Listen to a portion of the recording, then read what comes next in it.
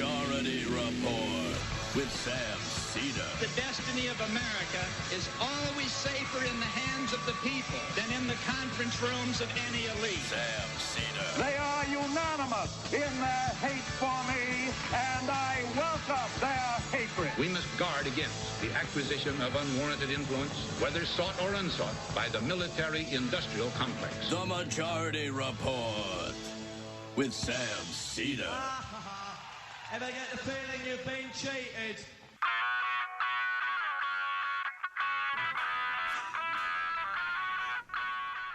It's Thursday, July 16th, 2020. I'm Michael Brooks on a Michael Thursday. This is the 5-time award-winning Majority Report.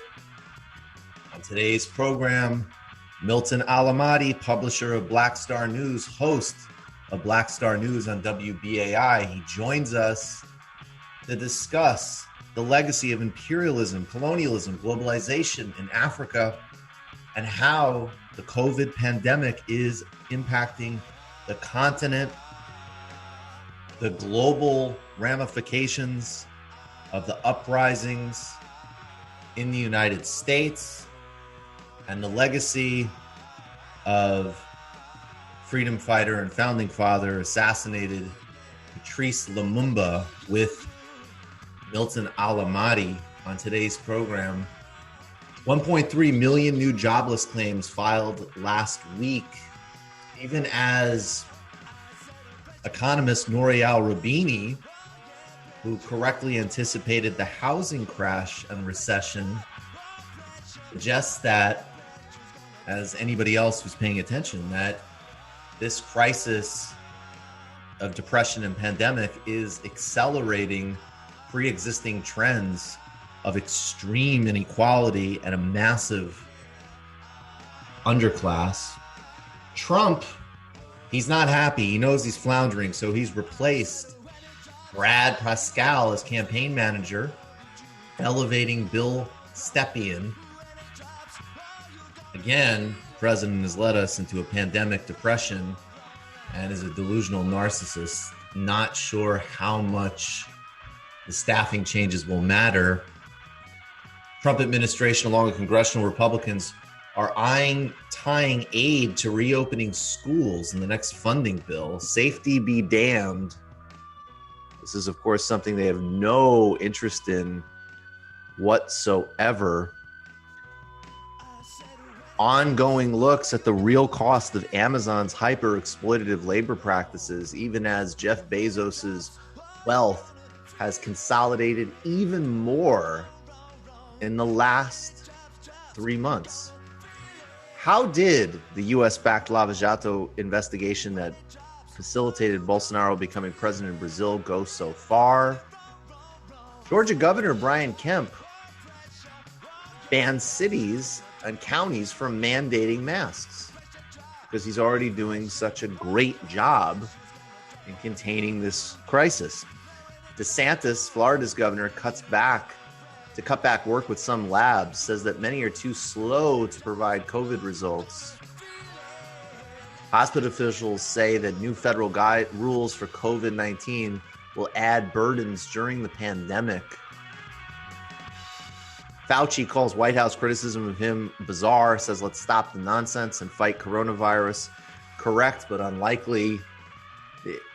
Congress struggles to help constitute Access Cares benefit acts. I'm sure not the trillions going to the biggest corporations in the world. And banks stand to make up to $18 billion in PPP processing fees from the CARES Act. Now, there is a part that's going to work quite efficiently. And the pandemic has, of course, been very good for insurance companies. Hackers convinced Twitter employees to help them hijack accounts. Bitcoin scam. Bolivia, the Bolivia coup government is asking the Organization of American States, which helped facilitate the coup in October, to help them in delaying transparent elections. All that, plus Missouri governor signs an anti-boycott divestment sanctions bill in a silencing of free speech in Missouri. and 101 organizations call on Congress to enact a $1.5 trillion student debt jubilee as part of COVID-19 relief.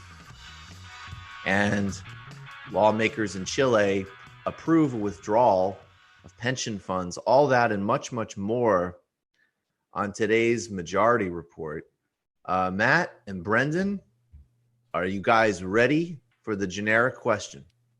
I am. I'm ready. How are you doing? I'm good. Brendan's still sharing his Oops. computer sound. Oops. I thought you tried to do a sound drop. I'm just shocked that because I thought I read some people in the Atlantic that assured me that democracy was coming to Bolivia. So I don't know. I'm a bit taken aback. So you're a little taken aback that democracy has not come to Bolivia. Democracy to Bolivia is a new platform for the free exchange of ideas. I mean, democracy to Bolivia could definitely be some type of portal that is sponsored by a joint lithium project with Tesla. We need battery democracy. Yeah, battery democracy. Open battery democracy in Bolivia, brought to you by, among many others, idiot public intellectuals. Donald Trump is in big trouble for his reelection. A lot can change in 4 months, obviously, but as of now, I think that the clear analysis would be it would basically just take unprecedented acts of voter suppression to ensure a Trump win as of now. Now, of course, there will be voter suppression, but there's always Republican voter suppression all the way up into the Roberts Supreme Court gutting the Voting Rights Act. And, you know, if you want to really get into this stuff as you should read Ari Berman's reporting on this, targeting of African-American, Hispanic, young people, Native American communities. This is a systemic assault that Republicans have been waging for quite some time, including even before Trump, people should really know, spreading a lot of conspiracy theories and a lot of nonsense that is endlessly debunked about voter fraud. But the reality is he is in very bad shape.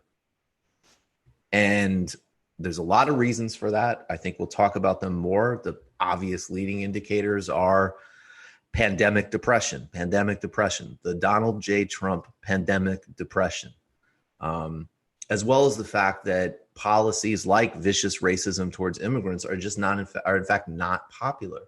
So even though 2018 was definitely in the main a victory for centrist suburban Democrats, that Pelosi, third way tradition that they want and has no agenda for poor and working class people.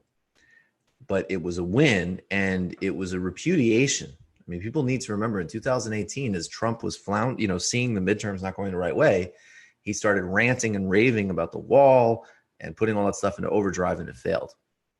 We've always said that in 2016 and at other times, Trump has, at times is able to articulate sentiments that are broadly popular about the economy. Now, you would think, and I would think, especially right now, and also because he's a liar, that even though he's governed as a conventional oligarch Republican, he would be trying to pivot and getting back to some of that economic populist scam. And so it's sort of shocking, especially because there is going to be some other relief package. There has to be. No one is going to want to go into a re-election with people's checks and benefits completely running out. Trump has made a few noises about the minimum wage. Obviously, nobody believes it, but he's been very ginger. And there hasn't even been clarity on extending unemployment benefits. This clip shows you why. These are some of the big brains in the Donald Trump Big Brain Trust. Continue to allow people to get these $600 a week payments for not working. Because of the incentive, it kills the incentive to go back to work. Of course, 4 out of 5 workers today, these are not my numbers, they're not our Laffer numbers, they're not your numbers, they're the Congressional Budget Office. 4 out of 5 unemployed workers are getting paid more money, Sebastian, for staying at home than going to work. Now, first of all, that doesn't mean that's stupid economics, obviously, but it's not fair to the people out there who are working, right? They come home from a hard day's work, and the guy next door is sitting on his couch watching TV, and he's getting more money. And that's craziness. So where does this stand? What is the status of this benefit right now? Is it going to be killed, Stephen Moore, or not? It better. So I told the White House yesterday, I said, if you do not end this super unemployment benefit, and by the way, I don't have a problem with people getting the normal unemployment benefits, which is a short-term benefit, so you get back on your feet and get back in a job. I said, if you extend this through the end of the year, as Nancy Pelosi wants to do, it's in her bill, I said, you're not going to win re-election. I think that's how important. We figure 8 to 10 million jobs would not be filled if you do this. And by the way, Sebastian, just talk to a small businessman or woman, or you bet a lot of people listening to your show run businesses. They can't get people back on the job. No. Wow. Unbelievable. One thing they could do is pay them more. Yeah, they could pay them more. They could also, I guess, create jobs through magic, because we're shedding jobs at a absolutely alarming rate. We are in a global Great Depression, hit particularly hard in the developed world in the United States because Donald Trump facilitated Corona. Like, not only was not up to the task of dealing with a pandemic, which goes to structural issues in public health and preparedness and so on, but from the beginning, 2017, got rid of pandemic preparedness on the National Security Council, said it will go away magically.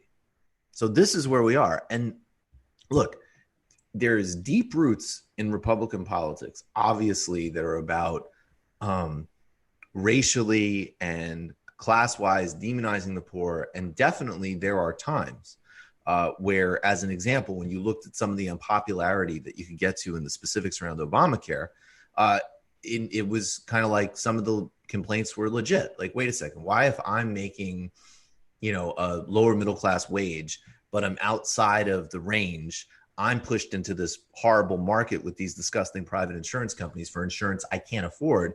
And then somebody who makes a few thousand less than me, or much less, gets great health care through Medicaid. You can play that game sometimes of divide and conquer. You can't really do that in the middle of a depression in the same way. I mean, this is just, the economics of it are completely delusional because there aren't the jobs there. And also the kind of divide and conquer they're trying to play, I just don't see in the same way. Now, we know why. And this goes back to when the Republican governors started a couple of months ago of trying to force people back to work, which has, again, been another factor in accelerating and deepening the crisis in the United States. They don't want to pay it. They don't want any sense of stability or safety in people's lives.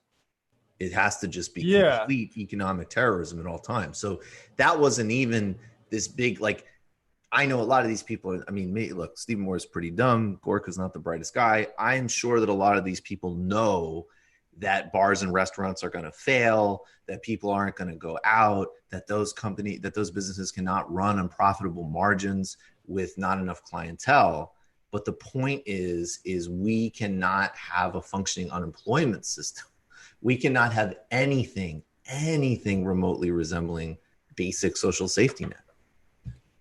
Yeah, because there's a whole bunch of capitalists, especially like you talk about the commanding heights of the economy, and they're looking at this labor force that's completely just devastated by this, and they want that because that means that's lower wages. I can undercut all those people I laid off and hire people that are more impoverished now. Like the people that are running this stuff like that.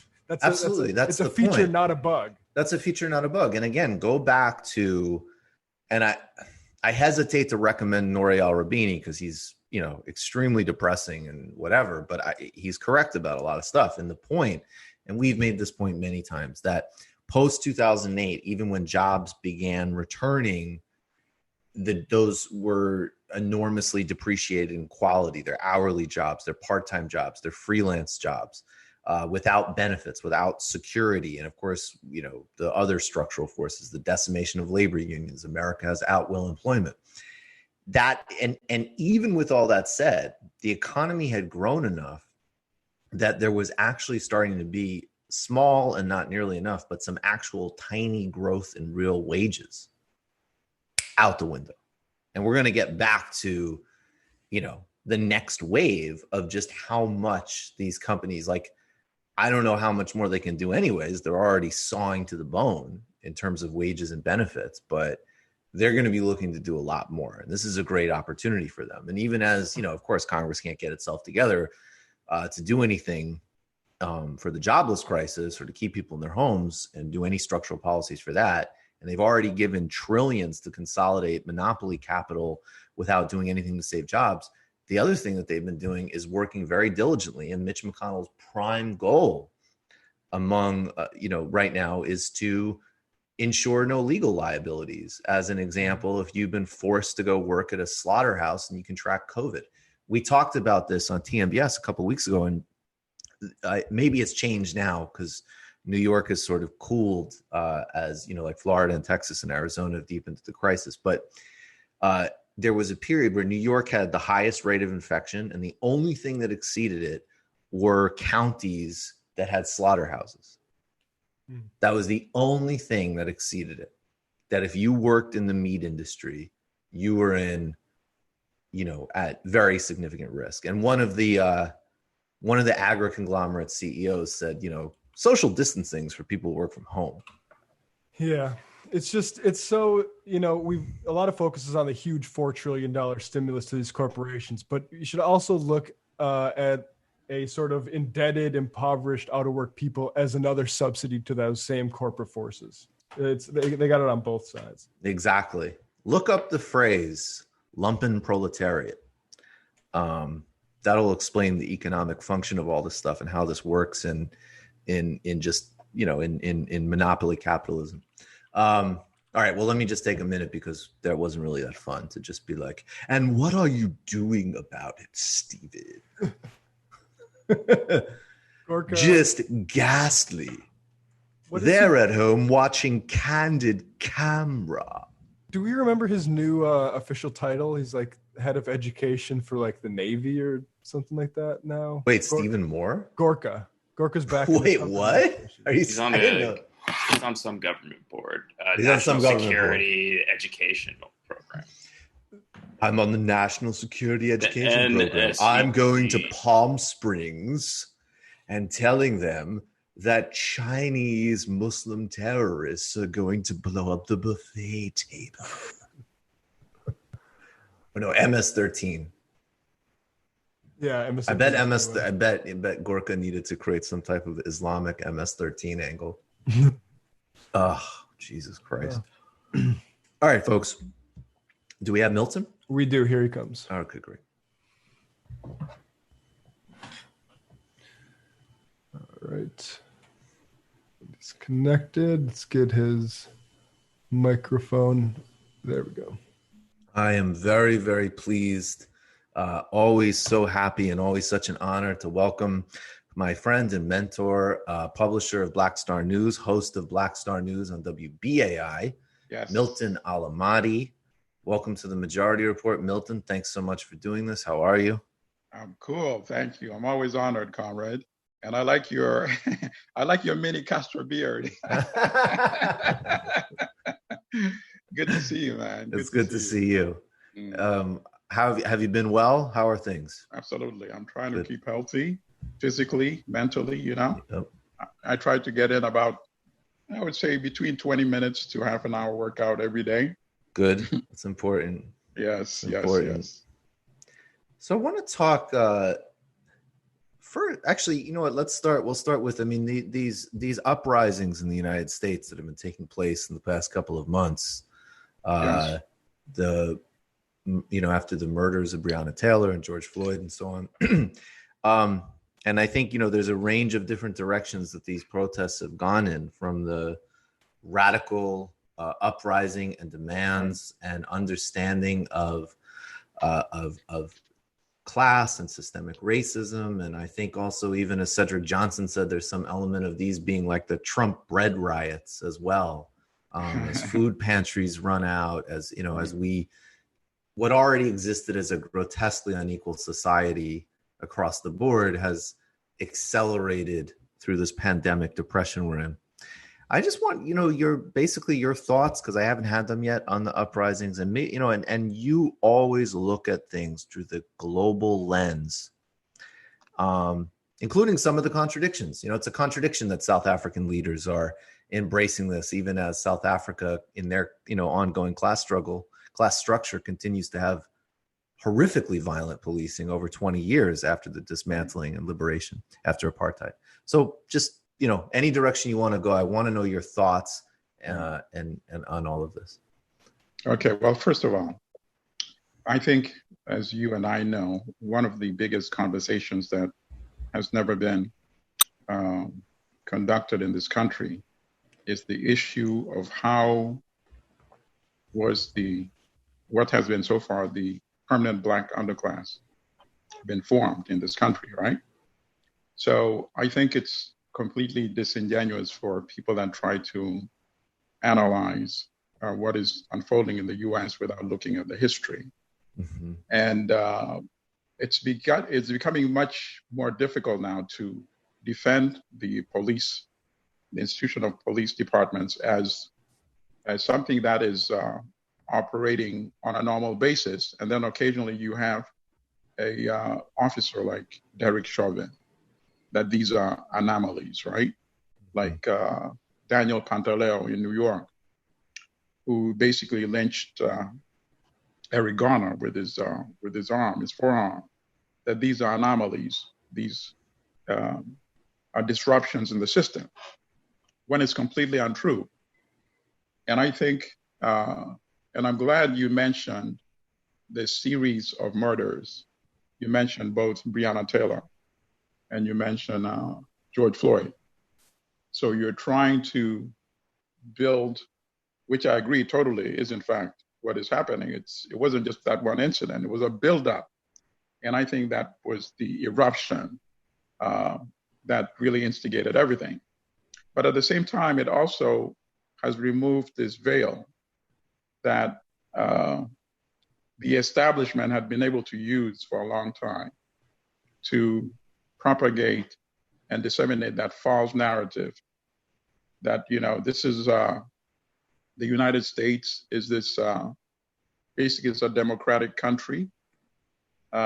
We have issues of some people have more and some people, don't have enough, right? But otherwise, the system is operating on a normal basis. And when you have incidents such as the killing of Black folks by individual police, that can be resolved by dealing with it on an incident by incident basis, which is completely false, as you and I know. But how do you get people to agree that this is a false narrative that's been maintained for decades and decades? It's really hard, especially when you have the major media, right, disseminating that same false narrative, right? Not willing to challenge establishment, because the problem is the major media, the corporate media, are also part of the establishment, right? So will you have a CNN or a New York Times saying, oh no, this killing of Michael Brown, basically executed in the middle of the street, this killing of Eric Garner, these are not unconnected incidents. This is a part of what is happening because a certain segment of the population, African Americans or descendants of Africa, are policed in a certain way. So why is that, and how are they policed? And I think the easiest way is just to go back to history and go to 1865, when our people are coming out of the institution of enslavement, right? Formerly enslaved African descendants. Now you have them out of that environment. And there was a realization at that time that something has to be done to make them whole. And that is why 40 acres and a mule was proposed to begin with. It wasn't just out of the goodness of people's hearts, right? That, let's give them some land. No, it was the realization that these are going to be permanent members of the United States society now, right? Part of the US population. And since they've now been removed from the institution of enslavement, going forward, how will they survive? How will they evolve, right? So in order for them to evolve, now that they're out of that environment of enslavement, they're going to need resources. They're going to need land. They're going to need access to capital. And that's why the Freedmen's Bureau, the Freedmen's Bank, and all those institutions were formed. So there was a realization, even at that time, that something has to be done. But then, of course, after the assassination of Lincoln, all of this was basically rescinded and reversed and canceled.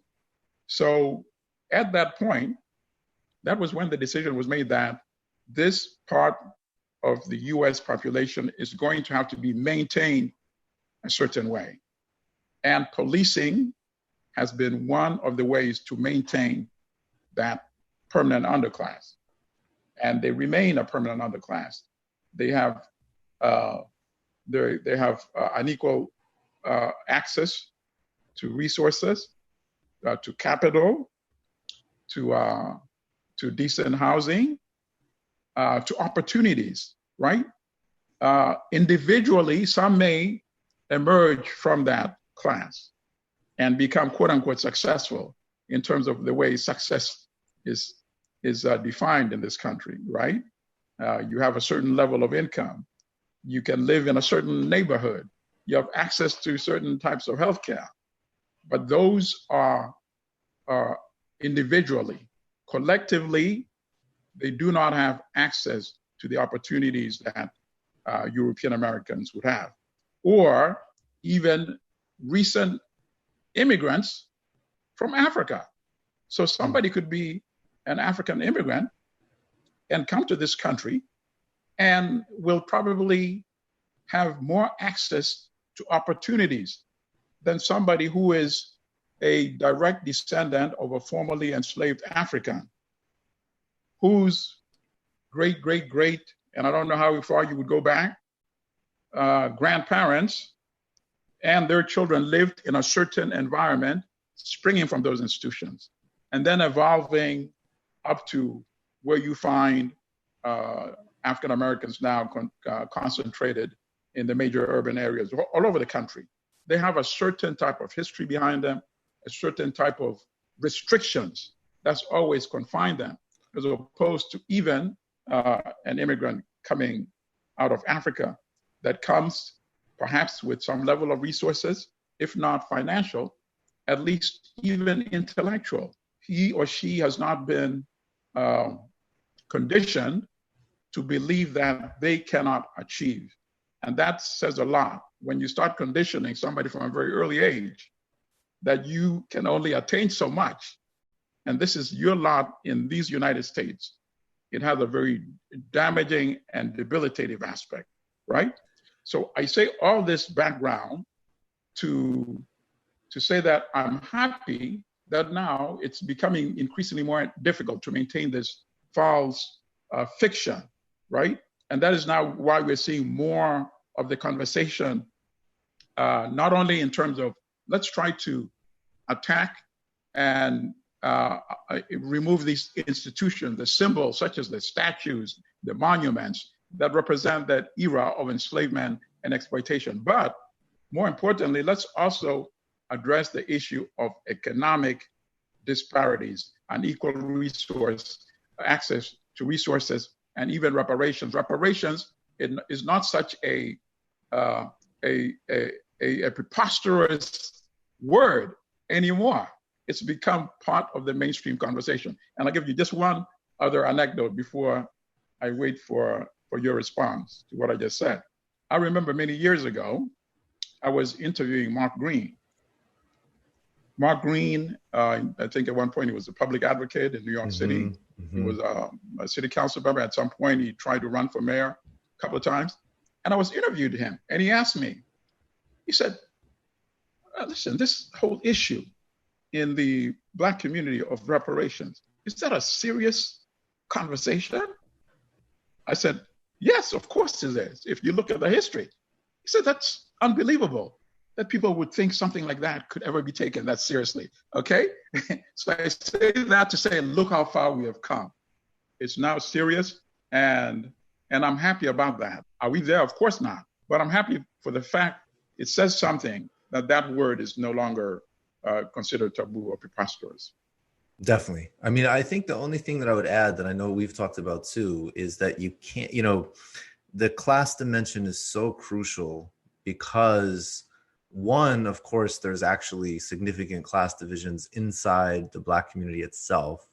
Yes. And secondly, that this does start to cut, if you look at the numbers, there are, first of all, there's just a hugely unusual amount of police killings in the United States relative to any developed country. Right. And and they hit, of course, in a racist way, disproportionately African Americans. They also, in fact, kill a lot of white people relatively as well. And if you look at it, the other, of course, obvious dividing line is you can just zip code it. And the truth is, if you're below 50,000 neighborhood, regardless of your racial background, there is a very high likelihood of violent interaction with police. Yes. If you're over 100, there isn't. And so I think the big danger now is that the neoliberal wing of the establishment, and you could see this, Cedric Johnson has a great book on the reconstruction of New Orleans. And he says, Katrina is framed like there is this racist dimension from the Bush administration. But then the reconstruction of Katrina has been actually a product of a genuinely multiracial political leadership. There's been white mayors and Black mayors and a lot of serious Black political leadership, and all of these people, all across the leadership class, regardless of background, they all discourse diversity and the rainbow and all of this. And they have systemically gutted the infrastructure of the poor in New Orleans, which again, obviously disproportionately hits Black people, but it hits everybody that's poor and working. So I think we just need to be very careful right now, because there is there's a very strong appetite that the Democratic Party can, okay, of course we can do, like you said, like the monuments, that should be the icing on the cake. Of course, get rid of those monuments, but that's not, and then we get into the TV shows and all this crap. And then it's like, okay, well, we can, and then there always can be empowered political classes from every different group, but that isn't systemic liberation. So I think that's the danger of where we're at right now in terms of how it's manifesting in the political class. Right. I agree with you 100%. And I think the most charitable way to perhaps analyze or observe that is to say that we have to process it in stages. I think the conversation that we are having right now is inevitable. That brutal public murder really sparked the conversation we're having. Yes. And after that conversation has reached a certain level, then of course we need to get to the other conversation, which to some extent was also beginning to occur in this country, in the sense that what kind of system can be observed as a successful, normal system that creates a class of less than 1% owning the bulk of the wealth of the nation. And that is seen as something normal. In fact, that is the essence of violence right there, right? There's nothing as Vijay Prashad said, I'm sorry to interrupt, but Vijay Prashad said to me, he said that even in we don't know, but the proposed justification for why George Floyd was stopped to begin with was supposedly a $20 counterfeit bill. Eric Garner, even though on that day Matt Taibbi's reporting has shown he actually was not selling loose cigarettes, but the reason his interaction with his murderers began was because it's all there. Right. It's all there. Right. Yeah. No, I agree with you. Yeah. But when will we get to that conversation? Is that the conversation that conversation to some extent was already occurring Mm-hmm. in the run-up when Brittany Sanders was a very viable candidate. Right. The issue of class was becoming a major part of the narrative, in this country, right? Although, then we have to address the other issue. If you're somebody growing up in the so-called ghetto, right, and you are basically living in a totally impoverished environment, to what extent are you interested in the conversation that analyzes a critique of capital, right? Mm-hmm. Mm-hmm. Which, of course, you and I understand is essential. And because that is ultimately the solution, not only to the problems in the United States, but globally. But to what extent are you interested in that conversation if you're somebody living in that impoverished environment where your main concern is access to opportunities, access to resources? You want to be able to walk in the street without seeing a cop car slowing down and thinking, oh boy, I'm going to get killed. Do I run? What do I do? Right. Do I stop and see what happens? People that have stopped have been killed. Yep. People that have tried to run have been shot from behind. What do I do? So those are your immediate concerns, right? I don't have any marketable skill or few, right? I can't get a regular job, 9-to-5 job. What do I do? It reminds me of, I was watching a documentary recently, it was discussing when Jesse Jackson was running for president, and he visited Watts, and he was talking to young black men, and many of them were telling him, "I'm sorry, Reverend, I don't want to do this, but I have to sell drugs. What am I going to do? I need to feed my family. I need to feed my parents." So look at those kind of concerns, right? Those are all. I mean, again, I think we're agreeing, but even the system. I mean, I think most people, frankly, don't necessarily want to hear people like us go on about various this and that. And exactly. Sometimes they're right, and sometimes we're wrong. Right. But even and I meant that intentionally. But I think that that again, though, even when you're saying in the immediate concerns, it is both. I mean, the immediate concern is the racism of the police, the racism of the landlord, but it's also the house, it's the job, it's the food. Right. And I think, frankly, I mean, particularly if you look at younger people and the way this next, economic crisis will play out, that broad, quote unquote, underclass, that is going to be, potentially or basically half the population. I mean, that's a mass. And I think, so it's all coming, it's all emerging now. Right. So for example, do you know why the Black Panthers were very dangerous? I want you to tell us why. I think they were very dangerous, not because they had this huge militia that they could deploy against the state, but they were actually uplifting the consciousness of the communities where they operated. So you have young people discussing the issue of class and contradiction and being able to understand why they were economically deprived and impoverished and how the whole system works. Can you imagine people at the grassroots, still getting educated or not even educated, being able to understand that? I think that was the most powerful weapon that groups like the Panthers were disseminating in the communities. And I think that's why it became a priority to crush an organization that did not have an iota of a chance of challenging the system militarily, right?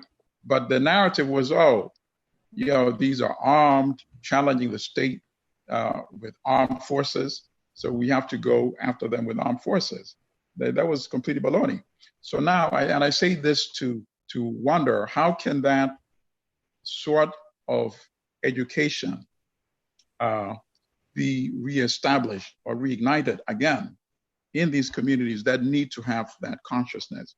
Because now you have a person who knows how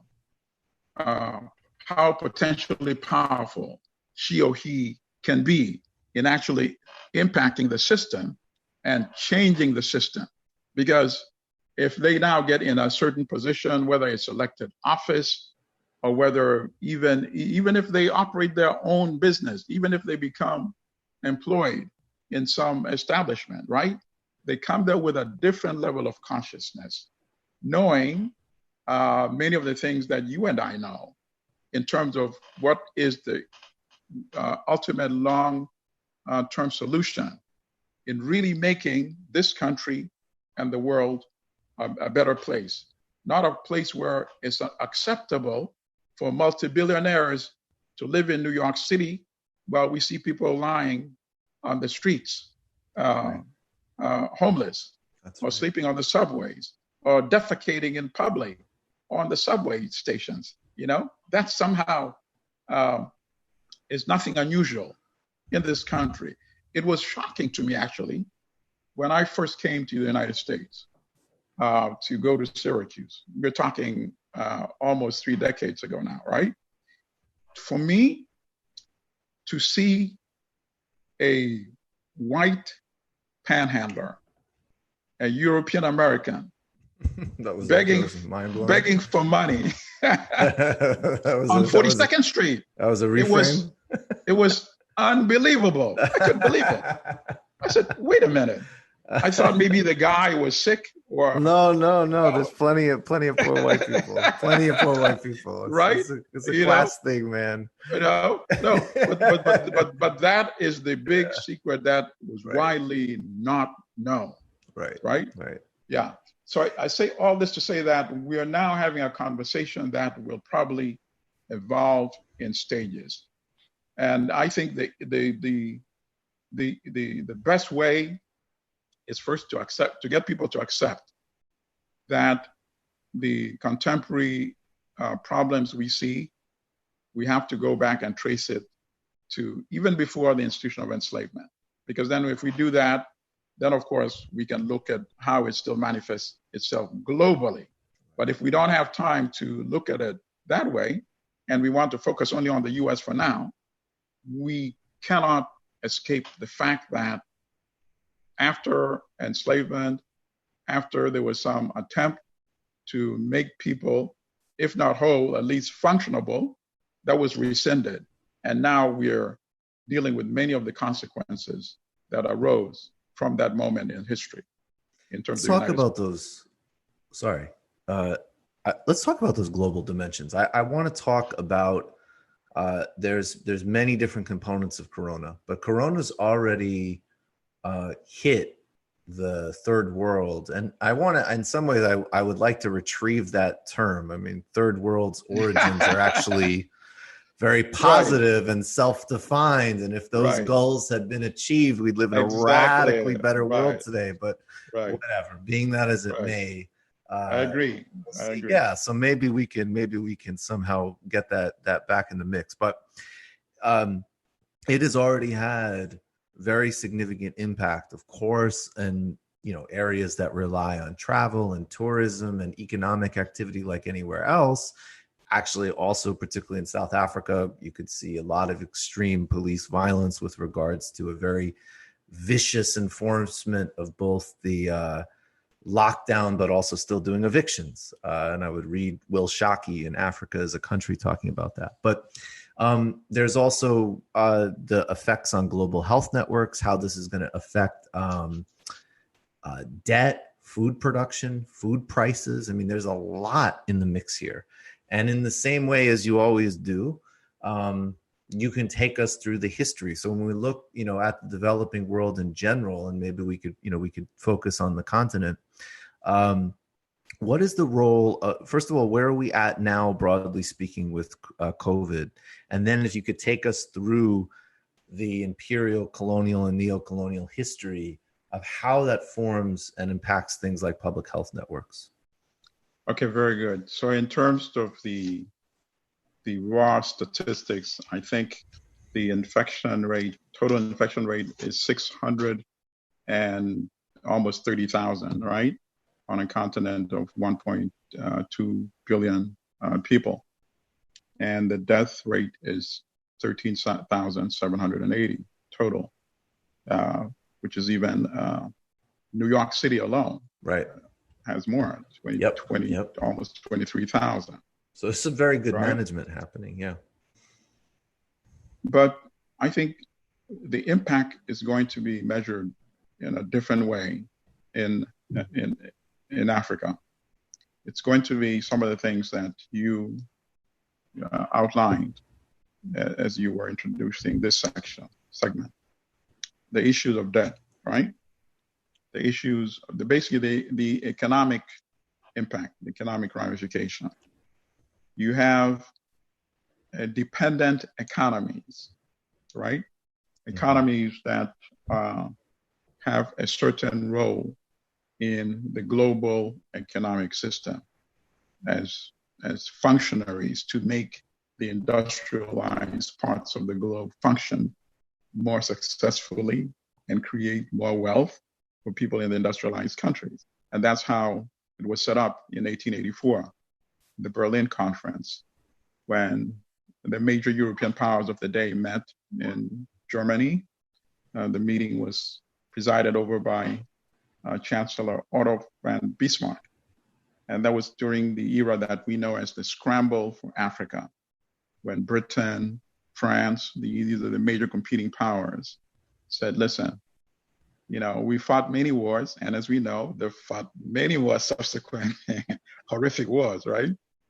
But if we are going to grab Africa, let's not fight amongst ourselves. Let's fight the Africans. So let's, gentlemen's agreement. Let's deal like gentlemen.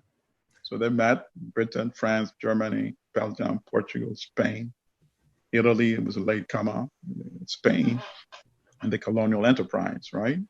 And partitioned the continent. And basically, the era of formal colonialism ran from the 1890s to primarily the 1960s, when most African countries started winning independence. And then, of course, we have the exceptions, like the Portuguese colonies. Portugal, the poorest of the European countries, was not eager to let go of its colonial empire. And it took armed struggle in Mozambique, in Angola, in Guinea-Bissau to liberate the former Portuguese colonies. And then the holdout like Zimbabwe, which was Rhodesia, which was basically Britain allowing European settlers in Zimbabwe to declare independence from Britain and set up another apartheid system, tolerated by the British, right? Something they could have crushed, in one day, but just landing a battalion of British expeditionary force, right? But the colonial empire was set up where African countries became producers of raw materials, whether they were crops, cotton, coffee, tobacco, tea, or whether they were mineral resources, gold, diamond, copper, and later uranium, coltan, cobalt. These are the more recent products. And that was one part. And the other part, they became consumers of European manufactured products. So they sold the ingredients used to make the products, and then they bought the ingredients that they didn't sell. I mean, it was during the colonial era, it was just plundered. They mined it or they produced it on the plantations. And then with the meager money that they were able were given, they were forced to become consumers of European manufactured products. That was the setup. And that setup lasted. And people would say, might question, did that setup change after most of these countries won independence in the 1960s? No, that setup has not changed. right? In fact, that setup, I believe, is much more intensified now because, as Nkrumah actually said in his book, Neocolonialism, The Last Stage of Imperialism, as colonial powers, they had some sort of obligation, right? Quote unquote. Okay, you're exploiting them. They're your colony, so you have some obligation. You could be questioned about some of the things that were happening in those colonies. But now they are governed by so-called independent African leaders. Right. So you can't question the former colonial powers, when in fact, they are the contemporary exploiters of Africa with a new system, where now you have the World Bank and the IMF as dangling the loans, the resources that they need to function their economies, and the absence of independent source of funding, they're going to go to the IMF or the World Bank. And these come with conditionalities, structural adjustment, which is a term that most people now understand. This is what you can do. Explain that a little bit, though. For okay, those very good. Please. We are not giving you the loans unconditionally for you to deploy how you feel is best to be deployed to develop your economy. So if you feel like, let's say Zambia, for example, and we are one of the major producers of copper, and we know that we can produce not just the raw material, but actually manufactured products that come from copper, and that is why copper is so desirable in the global economy, right? So we would like to get a loan so we can actually create factories, right? So that now we have an integrated system. So I'm not just using one isolated resource or mineral. And then I'll give you another one for agricultural product. So now we are creating jobs in the mines, right? We're creating jobs transporting the raw material from the mines to the factories. Along the ways, business establishments are being created along the route where the products are being transported in order to get to the factories. In the factories, we now are employing skilled workers, Zambians, right? And in order to train them to become skilled workers, we may send some overseas. We may train some of them in Zambia, meaning we are creating institutions where they're getting trained, and we're creating jobs for the people that are teaching them. And once they're now qualified, we're creating jobs in the factories where they're now producing manufactured products. We produce manufactured products. We are now creating jobs for people that are going to be selling those range of products created from copper, right? So it's a successive, continuous multiplier effect, right? And now the surplus, we're either exporting some of it as raw material, or we actually can make much more money by exporting the manufactured products, right? And we're now competing on the world economy by selling so many items that can be made from this copper. And that's just one example of one product. And then let's go to agricultural commodity. I'm Kenya, and I grow tea. I'm not selling it in huge sacks that are sent to Mombasa to be shipped to Germany and other countries, where they are then processed and put into these nice packages, and that by the time it's sold at Whole Foods, the price has multiplied by a factor of maybe 10 to 20 relative to that huge sack that the Kenyan is selling to the world market. I'm not doing it that way. I'm building the factories in Kenya to process the raw tea, to package it, and then sell it to the Whole Foods of the world. And that surplus is coming back to Kenya. It's not going to Germany, which is processing it and selling it. And if you do go to Whole Food and pick it up, you'll see tea, packages of tea, product made in Germany. You'll pick up chocolate, product made in Belgium. Belgium does not grow cocoa. Cocoa is grown in Ivory Coast and Ghana. So why can't Ghana and Ivory Coast make that surplus? And you multiply that on a daily basis, on a monthly basis, on an annual basis. So you see how exploitation comes in many forms, right? But it starts by the World Bank and the IMF say, no, I don't want you, Zambia, building a factory. That's a waste of money because factories already exist in the United States, in Japan, in Europe, to make products from raw material. So that's not an efficient way. These are the things that you can do with this loan. So those conditionalities, in the long run, keep the African countries impoverished. So now we understand a little bit of how the system works. So now going back to how I started off, these were economies that were already weak anyway because of this dependent relationship that they have with the West. So now you have the COVID pandemic that's further weakened the economies. You mentioned the issue of tourism. Tourism is a major source of revenue. In fact, before the pandemic, it was the fastest growing industry in terms of employing people in Africa and predicted as a potential game turner going into the future. So that's, for the time being, has been wiped out. And who knows how long it will take to recover. So now we've dealt with the issue of the commodities. Now we've looked at tourism. Now let's look at investment. Investment, foreign direct investment, which was weak already anyway, but now that's completely wiped out as well. And now we go to the other issue that you also mentioned. So you had touched on a lot of the things that impact African economies as a whole.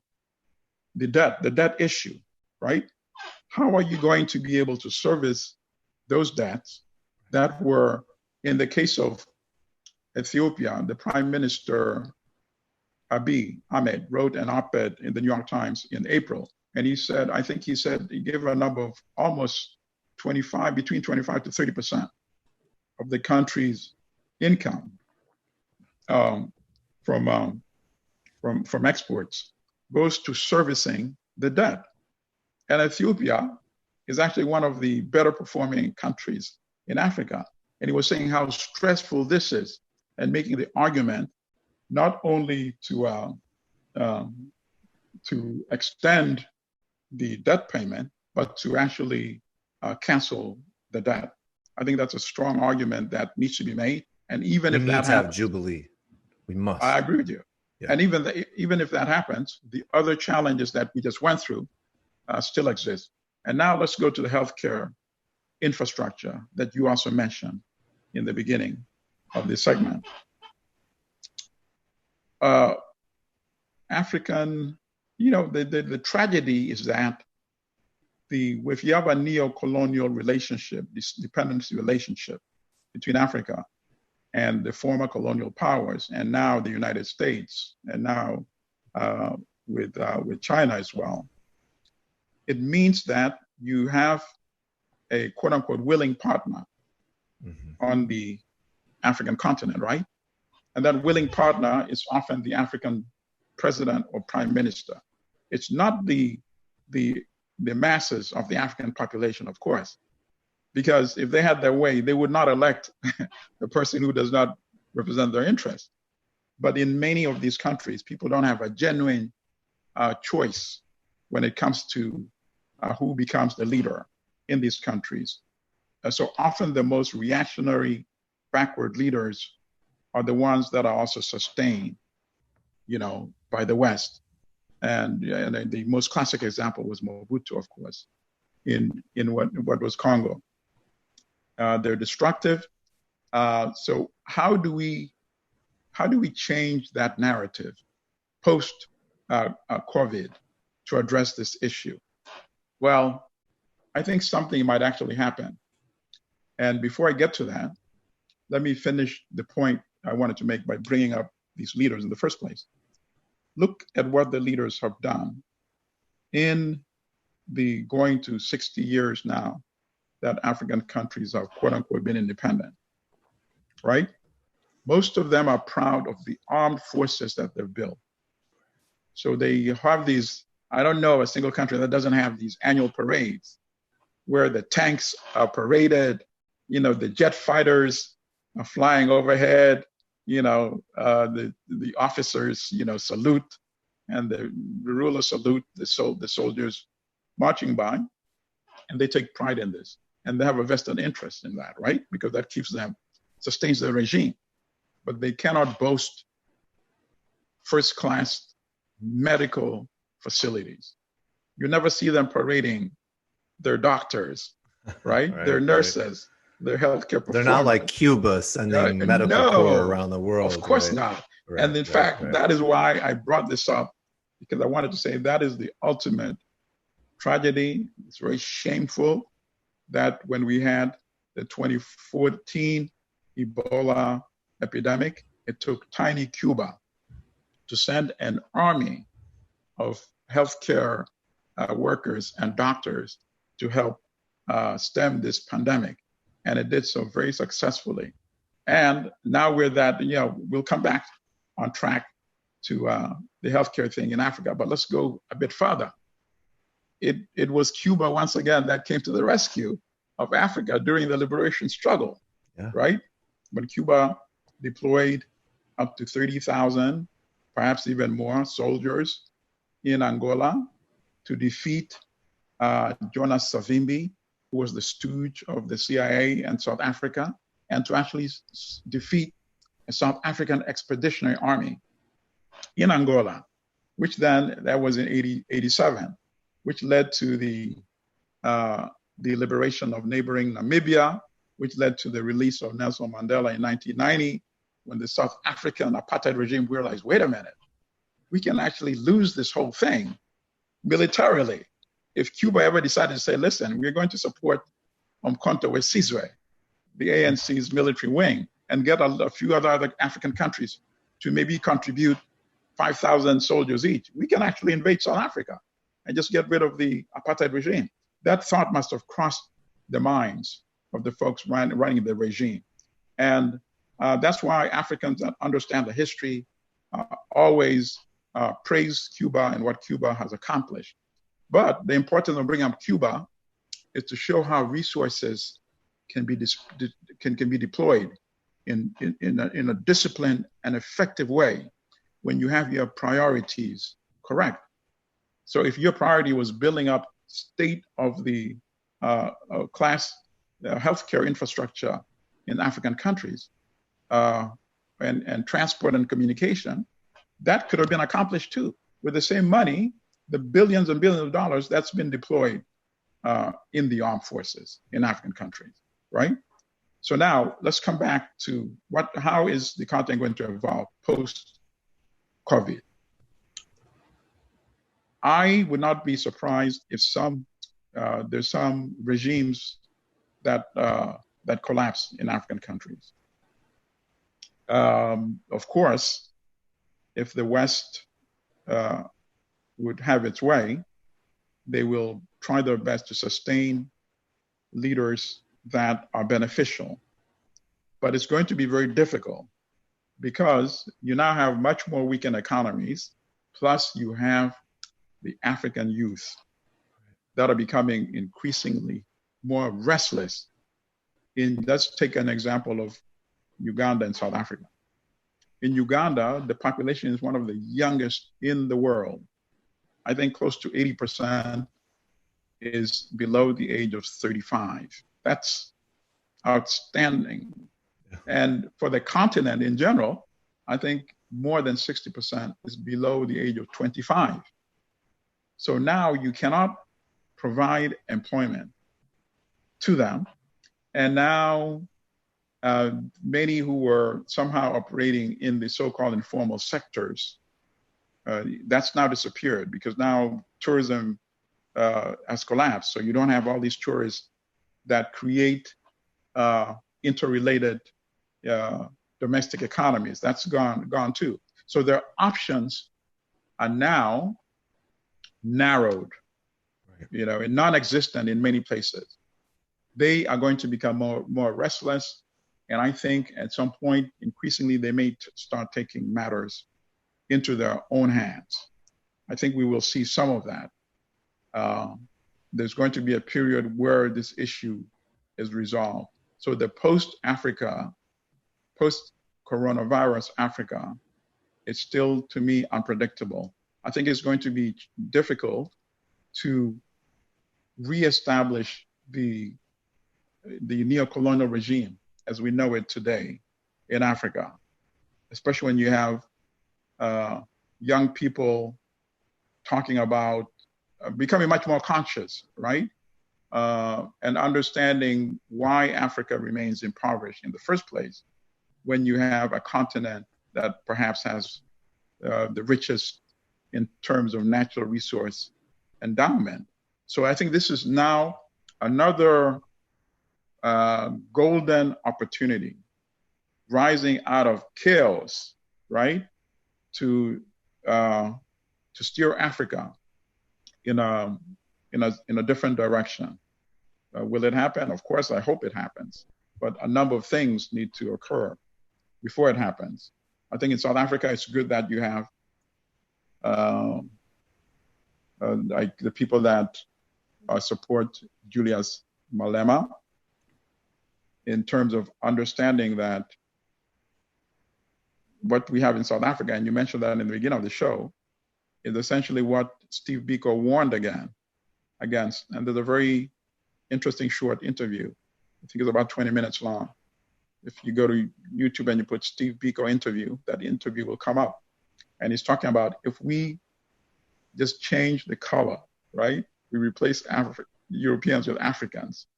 It's going to be essentially the same without addressing the issue of land ownership and ownership of the means of production and the mining industry in South Africa. So South Africans are now, ANC is not talking so much about that, but I think... And that's their own freedom charter. I mean, this absolutely. is in the ANC, right? That's in the ANC. And, Ronnie Kasrils, who, one of my heroes, the great South African liberation fighter and communist, he served with, and Mandela and Mbeki, and he just said, it's the process of double liberation, and we haven't done the second part because of international, basically yes, because of international capital.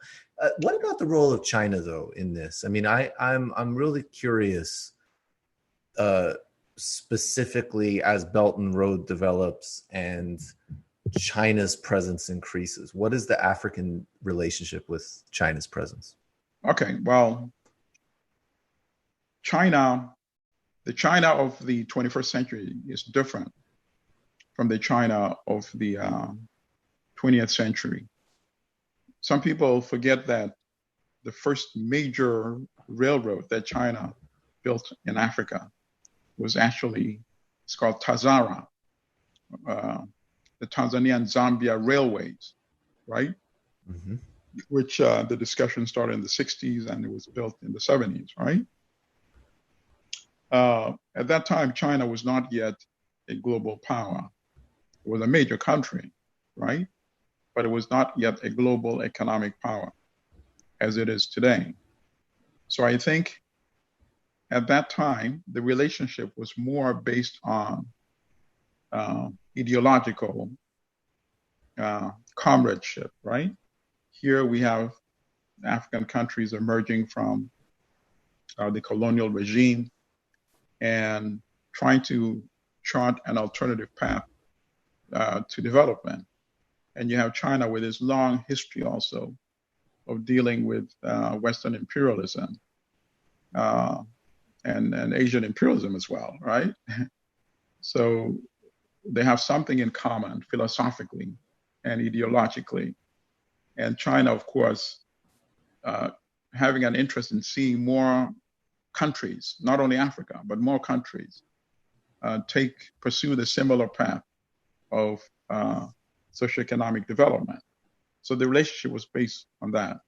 But now that China is a major industrial power, China's main interest, in Africa is to obtain resources to fuel its factories and continue the spectacular rate of growth in China's economy. So as there's a interview with the late Samir Amin, the Egyptian economist, who said, he was asked about China's relationship with Africa, and he said, listen, China will give an African leader anything that the leader wants. But what does the leader want from China? That is the key question. China, if it's in terms of money, China will give the money to get the raw materials, right? But what do you get out of it? And that's the key thing that African leaders have not been able to address successfully. And his suggestion was, you make sure that out of this relationship, you get a transfer of technology as well. So that in return, because China needs the raw material, and China will be willing to provide you with a level of technology to some extent in order to get that. But if you're only demanding for money alone, China is getting it very cheap, right? So African countries are not leveraging their relationships with China, right? And that is why, at the end of the day, it ends up being relatively similar. Yes, China may build major infrastructure like bridges, like major roads, which is great, which is better than what Western countries do, or the World Bank does.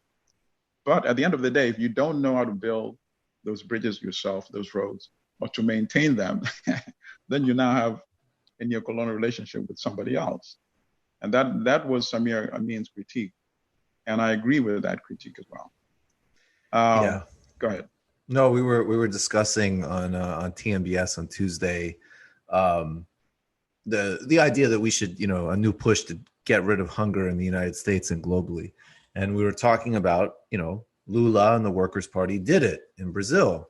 And there was a lot of things that were focused on, like there was cash transfer and things like that. But there was also farming policies that incentivized small farmers to grow not only cash crop for exports, but actually necessities that needed to be there. Yes. Then it was subsidized so that local schools could buy those things. Yes. There's a lot. It can't be done. It's a must. And even, you're talking about obviously a great government with a very successful president, but that was not. They were dealing with the World Bank and they paid off the World Bank and IMF and didn't want to continue dealing with them, but they played by plenty of market rules. Right. And they were, it wasn't a radical government in some respects, but they still took on and were very serious. That was a core goal of Lula, to get rid of hunger. And when you look at the details of the policies, of course it was just distributing food and cash subsidies for sure. That's important, but equally was the actual incentivizing of durable capacity and absolutely and it can resiliency. Be done. Yeah, it can be done. But now let's contrast that with what is happening in most African countries. Yes, where you have governments now, and this is something that's being promoted and even financed by the World Bank, displacing smallhold farmers from their land, displacing them, and giving their land or selling off their land to these foreign investors, these huge agribusiness multinational companies.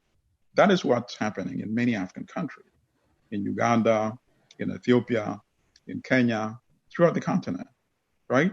So you now have, in fact, this could be an opportunity to redirect the energy of all these young Africans in the urban areas, unemployed in urban areas, right? And getting involved in petty crimes as well, in order to survive, right? Instead of taking them and financing agricultural projects where they can actually become productive and earn a living, and be able to actually have the money to occasionally come to the urban areas. You come with money and you go back to your productive farming. So that opportunity is being lost when the land is actually being taken from the people that need it, creating more people that are going to become destitute in the rural areas. And that is one of the big untold stories by the major international media, the displacement of Africans from their land in the rural areas. And some of the manifestation of the collapse of the economies in African countries is the whole phenomenon of, all these young Africans drowning as they cross the Mediterranean, trying to make it to Europe. That to me is an indication that things are much worse today than they were in the 1960s and 1970s, soon after African countries won independence. We never saw that phenomenon before, where people are so desperate. You know that thousands are drowning, and you still take a chance. Why? Not because you just want to get to Europe and marvel at, the great buildings, most that were built by expropriated, wealth from Africa anyway. No, you want to go there because you can get a job cleaning the streets, working in a kitchen, working in cleaning toilets or what have you, and send some money back to your family in Africa. Foreign remittance of money from Africans who go to work overseas had exceeded the total of all the level of foreign aid on an annual basis. That's how important it has become in Africa, right? Which is also the other thing that we didn't mention in our discussion about the impact of COVID, coronavirus on Africa's economy. That's another thing that's been significantly wiped out, because the Africans that are overseas, many have also lost their jobs. So they're not able to send the money that their relatives had become very dependent on for food. It's such a disgusting. I mean, it's just you have these policies, then you force migration. And of course, if people want, the choice to move around and go through a process, obviously open and tolerant policies should be practiced everywhere. But no one should feel a necessity anywhere in the world to migrate just to survive. And that's a direct result of our policies. And then, of course, we get here, and it's so disgusting. And even the debates in the United States about that never get to the core of the policies that force the migration like this to begin with. Absolutely. Not people choosing to travel and move and study and all these great cosmopolitan things. This is like you coming to Syracuse and gracing us with your presence for the last couple of decades. Thank you, Milton. But just, but people with these horrific journeys, absolutely, driven by global economic system, military intervention. And then it all becomes, it's like, yes, of course, we have to fight the racism and xenophobia of Trump and these other disgusting leaders in Europe. But at the same time, if it just be, it's like the liberals, we pat ourselves on the back. We want to, we want some immigration. Well, what about the context of this terrorized labor force in the global economy? Well put. I have nothing to add to what you just said, and that sadly is what, and it's not that complicated. It's not, you can't say this is a difficult conversation. It's too complex to. No, it's very straightforward. It is because of the policies that you dictate and enforce in these countries. These are the consequences. And then when they get to those countries, they're either locked up in detention centers or sent back, or, allowed to actually drown, Yep. That's a significant thing. That's a lot. And actually, I credit very specifically to Pope Francis when he went to Lampedusa, I think, to specifically talk about the drowning of African migrants trying to come through the Mediterranean. And also that's how a leader like Bashir in Sudan, who was a big international pariah, all of a sudden got the good graces again of European leaders, because he was willing to terrorize Africans attempting to make that move. Last little while, I do want to just touch on this. We've talked about this before, and actually people should really look up the history you and I did produced by Vic Viana of Patrice Lumumba. It's great history. Please look that up. But this is Patrice Lumumba's birth month. I believe he was born on July 2nd, 1925. Just talk to us about Lumumba and his legacy for a bit. Okay, very good. And also June 30th was the 60th anniversary now? Yes, of Congo's independence from Belgium. Yes, Patrice Lumumba. What a golden moment in Africa's history, right? In terms of the potential. When Congo, that had been a colony of Belgium, finally won its independence in 1960. And Congo actually had one of the most horrific experiences in terms of the history of colonial engagement, perhaps in the entire African continent, right? Where initially, in the 1890s, it was first established as a private estate belonging to King Leopold II. And King Leopold imposed this genocidal regime in the Congo. At that time, the major products was ivory and rubber. So there was a quota established. And if each village or community did not produce a certain quantity to satisfy the quota, they would use some victims as examples to incentivize others. So what would they do? They would either kill, and that led to the mass extermination, and the estimates, these are very difficult things, but you just know there must have been a lot of people killed when the estimates range from 5 to 10 million people. Let's just say at least a few millions, right? Ended up being exterminated. Or the others who were allowed to live as living incentive to those who were there slack and not produce their quota. They had their limbs severed. And you have their famous photos now in the history books. And Raoul Peck also has these images in the beginning of his movie, Lumumba. Raoul Peck is the Haitian filmmaker who made that film. It's a feature film. Also made Young Marks. Right, exactly. Good. So yeah, he's a very wait, did he make I Am Not Your Negro? Yes, he did. Okay, yeah. So he's a very interesting filmmaker. Okay. Mm-hmm. Yes, yeah. So he has those images too, where you have Africans holding the severed hands, and you have some the arms were cut off, some had the feet cut off, including children, right? Yep. So it was so horrific that he was denounced by other European imperial powers. So these are not good people, but announcing somebody who's even worse than that. And Mark Twain in the United States was also famous for denouncing him in many of his writings. So Belgium's solution was to take this free estate away, quote unquote free estate. And what was the solution? To liberate it and say, Congolese, you're now free? No, the solution was to turn it into a Belgian colony, which is what they did. And the colonial regime lasted until 1960. And then Patrice Lumumba emerged. He was largely self-educated, but very intelligent and read a lot. And he had some mentors too, like Kwame Nkrumah in Ghana, who of course was the first prime minister and then president of Ghana, which was the first British colony south of the Sahara to win its independence in 1956.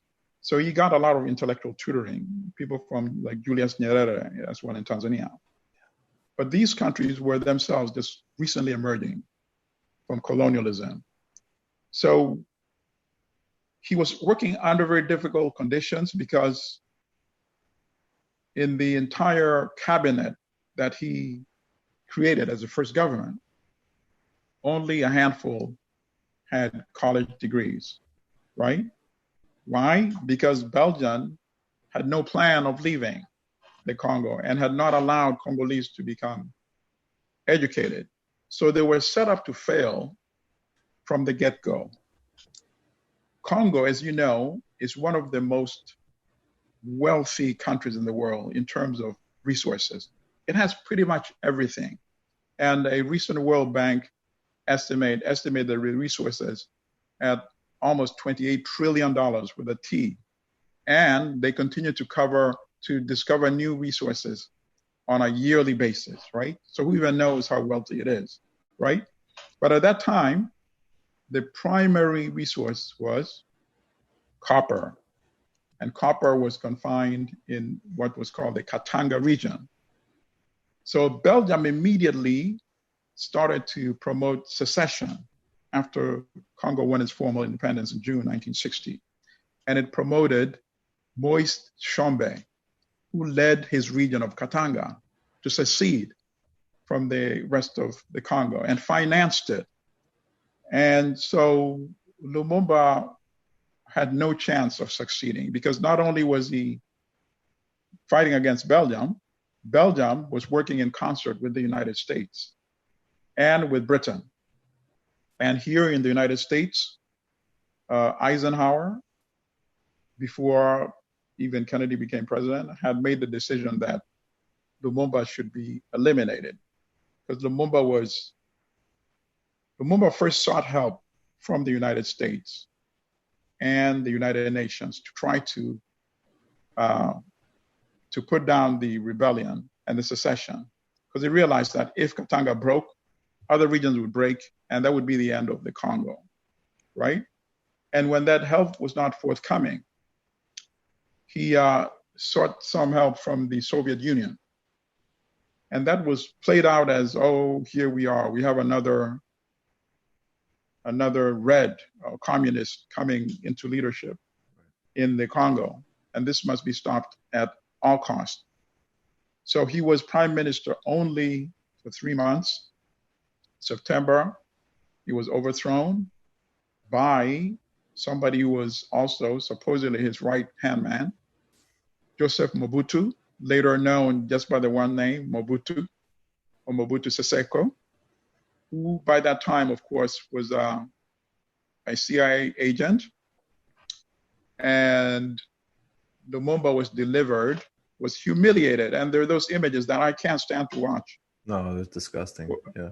After he had been captured and brought back to, and also let me talk about that because this is actually true. And, Peck shows a little bit of that in his film, but does not, of course, in a feature film, you can only explore so much.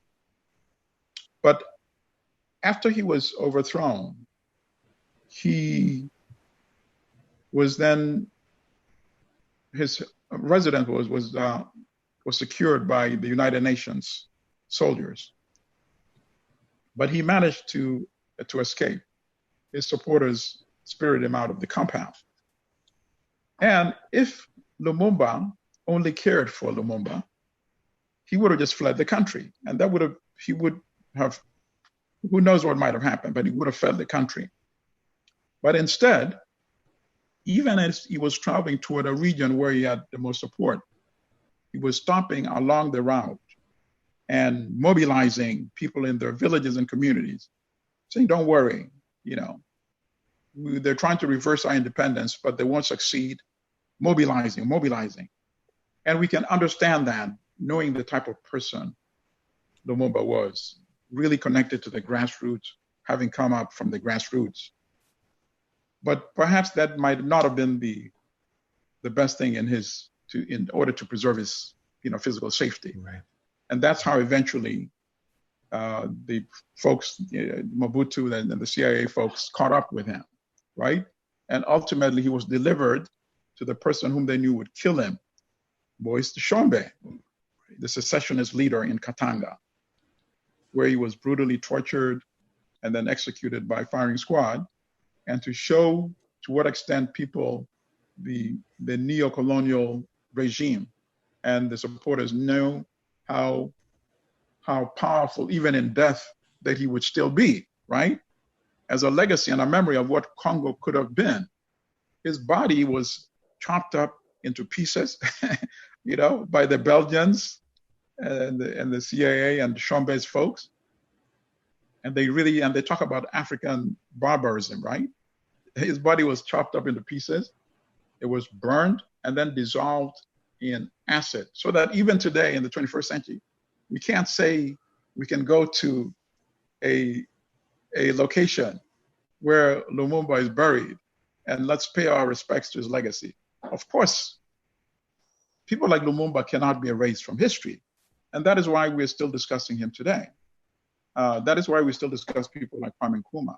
That is why we still discuss people like Thomas Sankara of Burkina Faso, because these are the people that imagined a different Africa, an Africa that still resonates. And that's why young people in Africa still hold these as some of the most popular figures in all of Africa's history, which, keeps me hopeful. I'm generally a very optimistic person anyway. And, we can't help but be optimistic. And we can't help but see that people can only tolerate so much.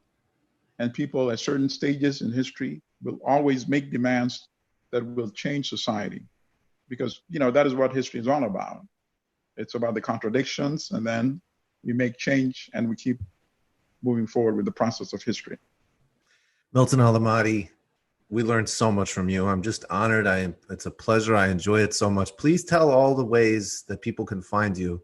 And also, your new book, which I should have mentioned up top. I'm very sorry. Please, okay, please. It slipped my mind. If people want to get in a conversation, please feel free to obviously email me, mallimadi@gmail.com. That's mallimadi@gmail.com. Also, please visit blackstarnews.com, which is the website. I am actually following your suggestion, and I'm going to be creating a platform on Patreon. Great. So it's going to be Patreon/African History Club. So yes, this is so good. This is so, I'm so excited. I'm so excited. Thank you. Now, in terms of the book, yes. In terms of the book, The Hearts of Darkness, How White Writers Created the Racist Image of Africa, which of course is a critique of the representations of Africa, starting in the 18th century right through to our contemporary era. And a lot of why I was excited by the work was also because I got to go into the archives of the New York Times, and I got a lot of letters exchanged between editors in New York and reporters sent to Africa. And I captured some of the ugly language that went into formulating some of the coverage of Africa. So the book, as you know, I published it via Black Star Books. I now have a contract from a publisher. Great. It's a university press. Great. So if this goes successfully and we sign the contract, then we will be discussing this book once again on your show, hopefully in the near future. Anytime. And you'll be back on TMBS soon as well. You're one of our regulars, of course. Milton, and of course, please check out, people can find even, of course, in the traditional way, but you can also listen to Milton's great WBAI show online as well. Milton Allimadi, thank you so much. Stay safe, stay strong, be well. A luta continua. Stay well. Stay well. Thank you so much. I love that guy. Yeah, he's one of the best. One of the best. I am so excited too. The African History Club. That we haven't talked about it, but yes, Milton and I have had conversations about him doing that type of thing, and I strongly encourage everybody to check it out. He's just brilliant, good-hearted, brilliant guy. And so we'll go to the fun half. Got a few stories to cover. And before we wrap up, become a member of the Majority Report today, majority.fm/become a member, and support this show. Go to patreon.com/TMBS to support the Michael Brooks Show. We had an in-depth conversation on the history of media monopolies with Robert McChesney. We also talked about a campaign to end global hunger, why that's needed. Last Sunday, deep dive into the systemic repression of the Uyghur region and anthropology, human rights, and how to talk about human rights in a post-human rights age in terms of geopolitics. Patreon.com/TMBS. You can check out my book, Against the Web, Cosmopolitan Answer to the New Right, buy a copy of it at the Workers Cooperative, New Emma's, or I think it's Bookshop is the platform. That's where you can go and support independent bookstores. Patreon.com/TMBS, Michael Brooks Show on YouTube. Matt, Last night I streamed the new video game, or newly released for PC, Death Stranding, while listening to Robert McChesney's Telecommunications, Mass Media, and Democracy, the Battle for the Control of U.S. Broadcasting, 1928 and 1935.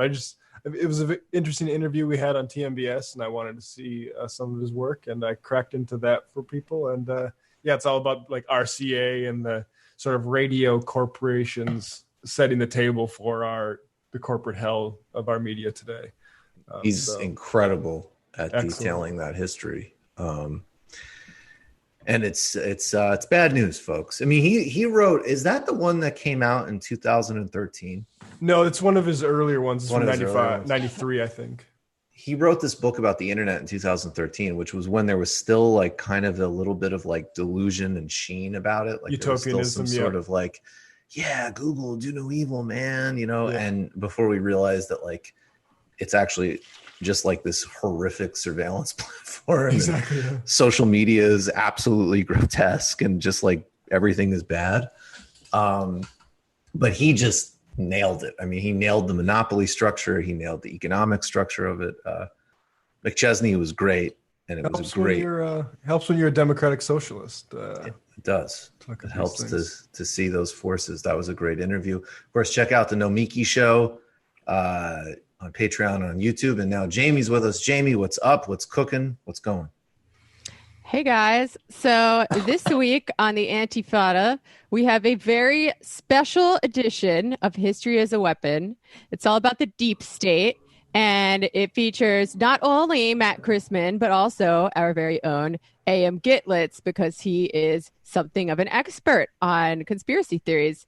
So they talk about the political economy of intelligence and counterintelligence. How is this formation unique to capitalism and the bourgeois state? What's the connection between the deep state and anti-communism?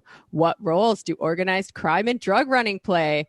And how do we deal with all this paranoia-inducing info when we have it?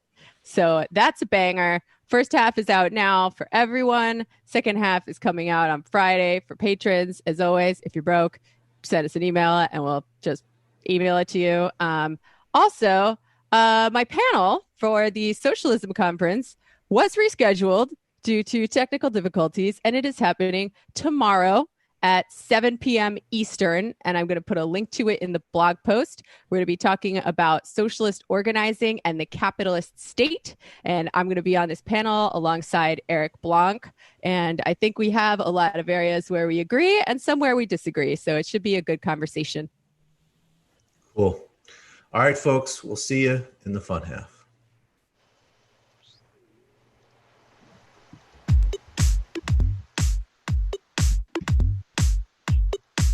Left is best. Jamie and I may have a disagreement. Yeah, you can't just say whatever you want about people just because you're rich. I have an absolute right to mock them on YouTube. He's up there buggy whipping like he's the boss. I am not your employer. You know, I'm tired of the negativity. I'm sorry, I didn't mean to upset you. You're nervous, you're a little bit upset, you're riled up. Yeah, maybe you should rethink your defense of that, you fucking idiots. We're just going to get rid of you. All right. But dude, you want to smoke this joint? Yes. Do you feel like you are a dinosaur? That's some good shit. Exactly. I'm happy now. It's a win-win. It's a win-win-win. Oh, hell yeah. Now listen to me. 2, 3, 4, 5 times. 847-906-501-457. 2, 38, 56, 27. 1/2. 5 eighths. 3.9 billion. Wow. He's the ultimate math nerd. Don't you see? Why don't you get a real job instead of spewing vitriol and hatred, you left-wing Limbaugh? Everybody's taking their dumb juice today. Come on, Sammy. Dance, dance, dance. Ooh.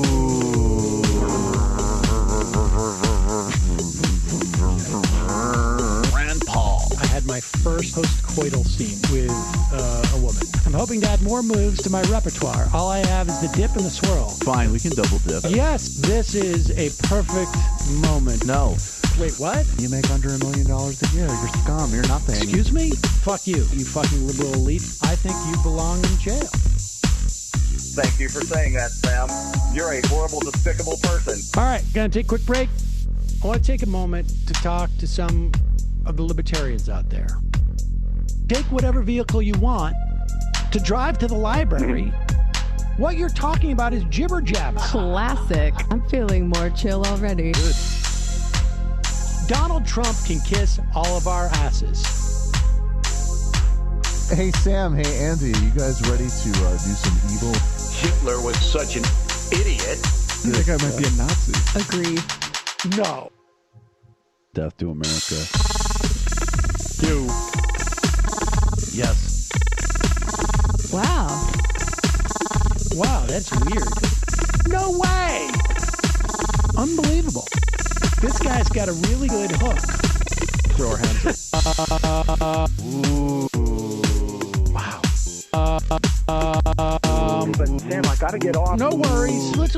I want to just flesh this out a little bit. I mean, look, it's a free speech issue. If you don't like me, Hey, shut up! Thank you for calling into the Majority Report. Sam will be with you shortly. Welcome to the fun half. All right, let's get a couple of pieces of sound going. I think in the beginning of the uprisings, it's so weird with Trump because he really doesn't have any bureaucratic capacity. And so there was that idea, I think they talked about dominating the streets. There was some really disturbing signals coming from the White House and coming from the defense, Secretary of Defense, Esper. And then Esper walked it back. And Barr, of course, backed Trump in these policies in DC. Remember when the protesters were gassed so Trump could do the photo op. And now, of course, we've got this bizarre stuff going on in Portland. But the kind of conversation around federal repression has died down in the last several weeks. And now here is Trump yesterday. And I just got to say, I mean, martial law is not in place in Seattle and Portland. I'm not sure what he's referring to. There is a disturbing thing, as I say, we'll get to later, with some type of military police that appear to be on the ground. But these are not places that are under formal martial law at all, insofar as we know. This is Donald Trump. You talked about taking over cities earlier this week. Is that what next week's announcement is about? You'll be seeing next week. We'll have a conference next week and we'll tell you in great detail. But it's something that I think at this point the American people want to see. They've been run very poorly, these cities, whether it's Seattle, where we were getting ready to go in and they decided to go in, and that's good. Minneapolis, where we had the National Guard go in. And as soon as they did that, we straightened that mess out. They should have been able to do it locally with their police. Their police are good. They were told not to do anything. Or many other cases. We're doing a great job in Portland. Portland was very rough, and they called us in, and we did a good job, to put it mildly. Many people in jail right now. But we have other cities that are out of control. They're like war zones. And if the city isn't going to straighten it out, of local politicians, all in this case, I don't say this for political reasons, they're all Democrats. They're liberal, left-wing Democrats. And it's almost like they think this is going to be this way forever. Where in Chicago, 68 people were shot and 18 died last week. We're not going to put up with that. We're not going to put up with that. So that's for our next discussion. Thank you all very much. I appreciate it. Thank you. I don't anticipate an actual, some type of actual substantive federal-led thing. I think obviously already between ICE and other moves, the Trump administration has authoritarian aspirations.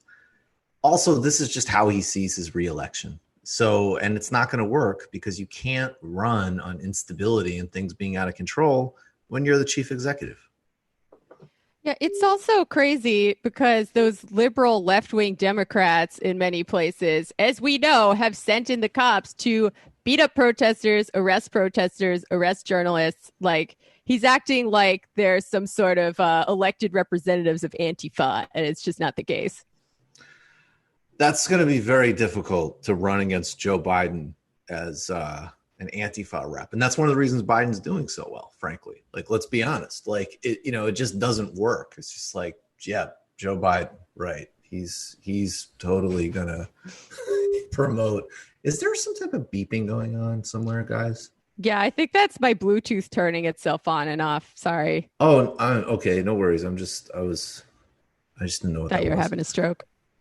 I didn't think I was having a stroke. I thought the internet was having a stroke. Yeah. Okay, at a rally. What is UPS, guys? The United. Georgia UPS factory. I see. Donald Trump says there's one thing he won't veto.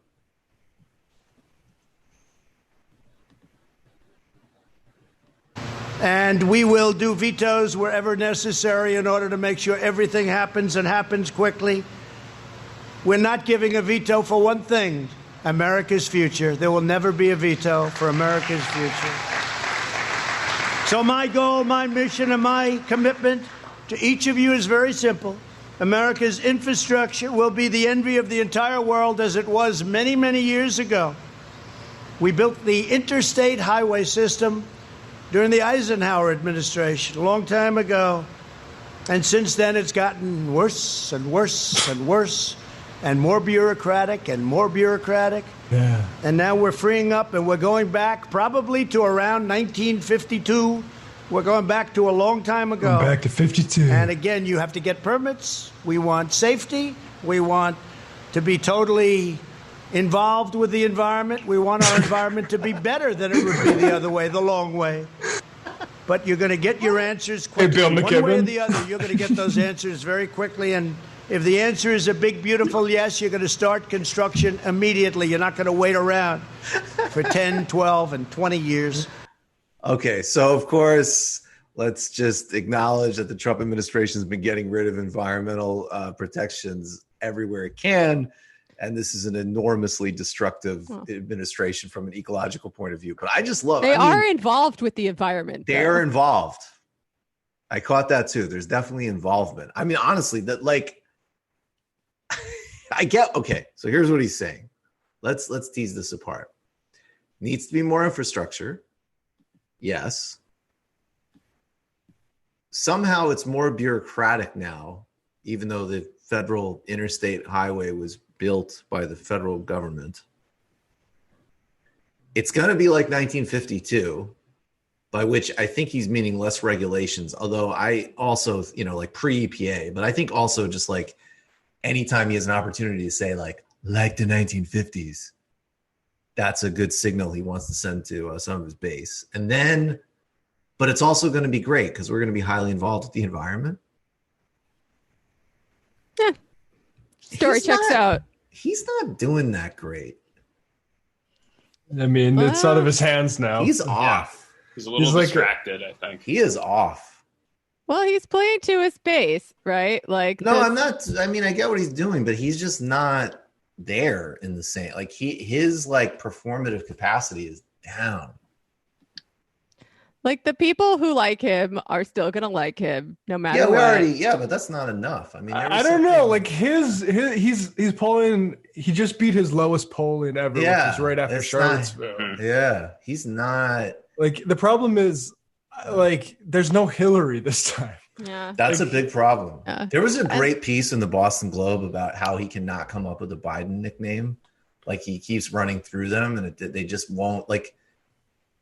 Yeah, he doesn't. It's just obviously he's a bad president, but he just doesn't have. He doesn't know how to run this time. He's lost a step, and maybe some other things. And almost like it's like not even right. Like it's not that it was his step last time that won it for him. It was just the structural forces that propelled just a con man that had built up some level of popularity where he could beat a general Republican, which is not hard, actually. I think you're going to see a lot of celebrity candidates. And then, but he, of course, when you win, you assume it's because of things you were doing. And I mean, I would be super depressed too, because if he wins, it's going to be because of some huge external force. Yeah. Or like Bill Barr being some super maniac that dusted off some sort of OSS text about how to overthrow the government. I think that Bill Barr actually kind of like gingerly criticizing the Stone pardon. I don't, I'm not involved in or particularly interested in that story at the moment, given everything else that's going on. But that to me was an interesting signal, because Bill Barr is an absolutely craven authoritarian, and he is like a uniquely dangerous figure in government, and he does have intelligence and competence, and that's why he's somebody that it's been like, okay, like Trump can motor mouth all over the place and whatever, but when you look at like actual structural grave diggers of democracy, you look at Mitch McConnell and you look at Bill Barr, and you can read, and I'll plug again, read Democracy in Chains by Nancy MacLean if you want to understand where a lot of this stuff is coming from. The fact that he has run interference with Trump on every single thing. And I don't want to read too much into it, but I mean, maybe it's just as simple as, I just need a little bit of like fake distance between us in terms of like the overall agenda. But, I don't know. I don't know if Donald Trump is polling well that Barr criticizes the Stone pardon. Yeah. It does seem a little bit like the rats fleeing the sinking ship. Not to get ahead of myself, because as we all know, it's very hard to predict what's going to happen in this crazy scrambled up world. But I mean, that's what's going on with the whole Lincoln Project too, right? Those rats just have a big yacht to flee the shit out. Oh man. That CBS clip we can't play. I looked that up after Sam talked about it. It's pretty funny. I need to see it. That is actually that's pretty fun. I mean, it's pretty funny. All right. So let me I just want to say 1.3 million new jobless claims last week. The Department of Labor, this is from TPM, the Department of Labor reported on Thursday morning that 1.3 million unemployment claims have been filed in the week ending on July 11th. On an adjusting basis, 1.5 million people filed for the first time, up almost 109,000 from the week before. The seasonal adjustments are traditionally used to smooth out the data, but that has tended to have the opposite effect during the pandemic. So we are still obviously hurtling deeper into this. And of course, Trump is going to yak about the recovery and all of this stuff. I mean, that's going to be the dual message. Get over it. Don't worry about the pandemic. Hundreds of thousands of infections a day, countless people dying, huge social damage. Yeah, we just got to deal with it. And if anything, we just got to test less. But also we're having that we're having that magical economic recovery. Well, first of all, not now. And secondly, everything is in place for an even deeper consolidation like there was after 2008. I mean, if you look at what Nouriel Roubini, who I keep quoting, is outlining, and he did predict the housing crash.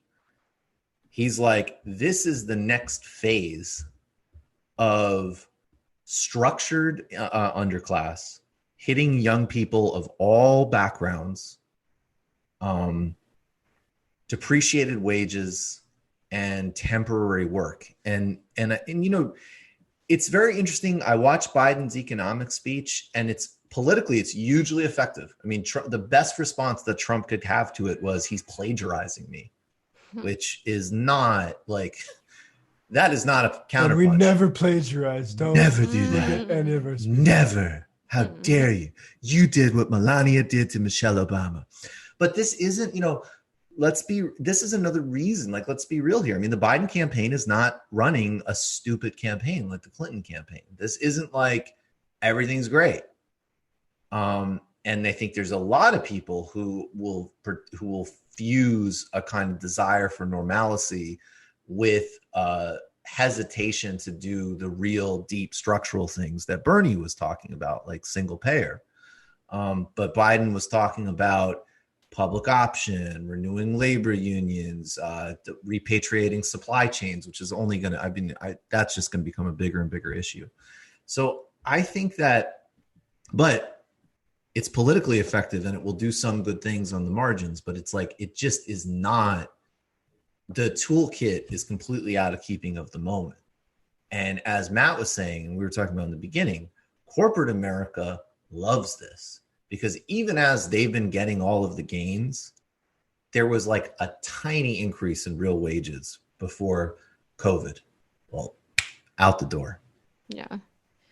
Yeah. And they're not afraid that Biden's going to fundamentally change anything because he told them nothing's going to fundamentally change. We also got to remember there's not a one-to-one correspondence between how the quote unquote economy is doing and how the average person is doing, or even how the poor are doing, right? If the economy is doing badly, probably normal people are doing badly, but the stock market could be doing well and people could still be hyper exploited and hyper immiserated. And in fact, sometimes there is a positive correlation, I'm going to say, between how the economy is doing and how hyper exploited people are. Yeah, I think that's how capitalism works. That's how capitalism works, and Amazon is sort of the exemplar of that at the moment. And Jeff Bezos's wealth is increasing massively every single day. So keep your eyes on the real things, folks. Like it's not the only way to increase the rate of profit, right? To decrease people's wages, but it is one way, and it's a way that they have liked doing for quite some time. Pretty straightforward. And this is another thing I just want to talk about politically. Donald Trump has a new campaign ad, and this comes on the steps on top of, and there was already some funny reporting about this, that Trump was pissed off at his campaign manager, Brad Pascal, basically because people were reading bad poll numbers to him. They were hashing my mellow. And New York Times reports President Trump on Wednesday shook up his re-election team with less than 4 months until the November vote, replacing his campaign manager, Brad Pascal, in an acknowledgement of the president's diminished standing in nearly all public and private polling since the spring. Mr. Pascal, who was named campaign manager unusually early in February 2018, will step out of the job, and Bill Stepien, currently the deputy campaign manager and veteran political operative, will take over. Mr. Pascal will stay on the campaign, becoming a senior advisor for data and digital operations. There's also some reporting that one of the reasons, mainly, it's because, one of the reasons that Stone got pardoned is Trump wants Stone for campaign advice and strategy because he's floundering. He's had a relationship with Roger Stone since the 80s with casino projects and strategic advice. But here's, again, the main, look, 80% is what's obvious. Pandemic depression, the Donald Trump pandemic depression, Then there's that a lot of these policies are not popular. Most Americans, they might not, and most of them definitely don't have, radical positions on immigration as an example, but they don't support putting children in cages. They don't support the vicious, barbaric, racist policies of the Trump administration. The Trump couldn't keep the House in 2018 running on that bullshit. Do people really think that Joe Biden, whose primary policy response to the uprisings has been additional training and more investment in police departments, setting aside ideology, setting aside the debates about all this stuff, just looking at it in a very tight political lens, does anyone, I'm talking like maybe even people who are listening to Alex Jones, believe that Joe Biden wants to defund the police? I'm like genuinely curious. How many? I mean, whatever. There's always some people that will believe anything, but like, do you really think that there is an actual, like, in the way that, no, right? Like in the way that when Trump, let's even take it out of substance. When Trump kind of said like, Hillary Clinton looks down on you and is an elitist. Duh. Like, of course, right? That there was truth to that. That's obvious to anybody. What like Joe Biden, I'll tell you, I'm reading Angela Davis, folks. Like, well, people thought Obama was a socialist. Oh, there's obvious reasons for that. Well, Joe Biden is associated with Obama, so. Joe Biden was picked to counter message between a young African-American named Barack Hussein Obama. Anyways, let's watch this ad from the Trump campaign. I think this is embarrassing. I think it's hilarious, but I just don't see it here. The radical left-wing mob's agenda? Take over our cities, defund the police, pressure more towns to follow, and Joe Biden stands with them. Cutting police funding. Yes, absolutely. Eliminating cash bail. Letting criminals back on the street. Violent crime exploding. Innocent children fatally shot. Who will be there to answer the call when your children aren't safe? Hack. I'm Donald J. Trump, and I approve this message. We've seen this before. Boring. This is boring. You're boring. You're boring. But here's the problem: is that like when these policies got set into place in the 60s, 70s, 80s, and 90s, there was an actual crime crisis in a lot of places. That was why there was such broad distributed support. And again, it's like, are we going to do anything? Are we going to stop deindustrialization? Are we going to do something about globalization? No, we're going to construct a prison industrial complex for the 20th and late 20th and 21st century. But right now it's like, look, I will say this, if crime spikes, there's going to be changes in public attitudes about this without a doubt.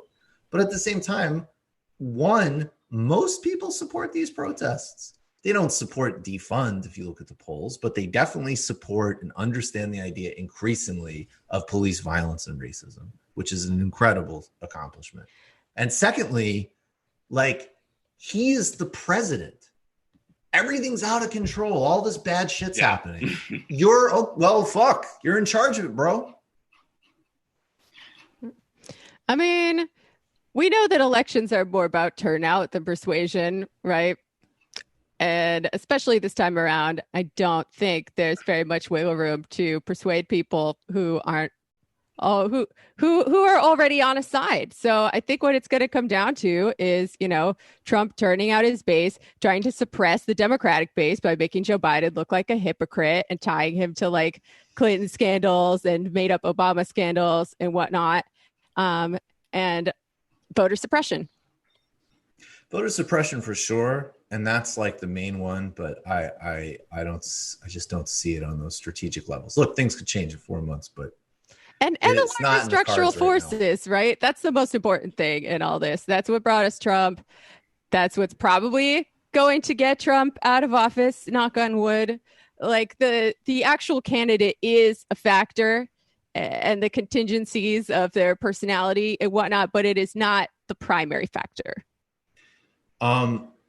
There has been new reporting and it's obviously a story that's very important to me that's been ongoing. And I talked about some of this a couple of weeks ago, but basically just even further reporting on the FBI role in something called Lava Jato. And I'll just reset this really quickly. Lava Jato was an independent task force in Brazil that was tasked with uncovering corruption in state oil enterprise and Petrobras, and also in a major construction company as well. And it turned into a political operation which targeted the Workers' Party government and the left in Brazil.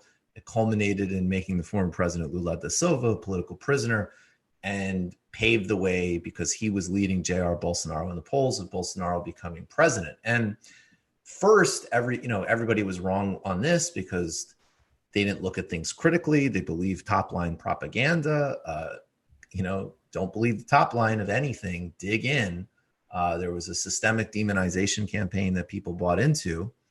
A lot of people bought into, not the base of the Workers' Party and not forces like the Landless Workers Movement. So there's a lesson there. But then even as the case has, it's been more and more clear what was really happening, and there was revelations of the political motivations of the prosecutors, there's still been some ambiguity about the U.S. role in this.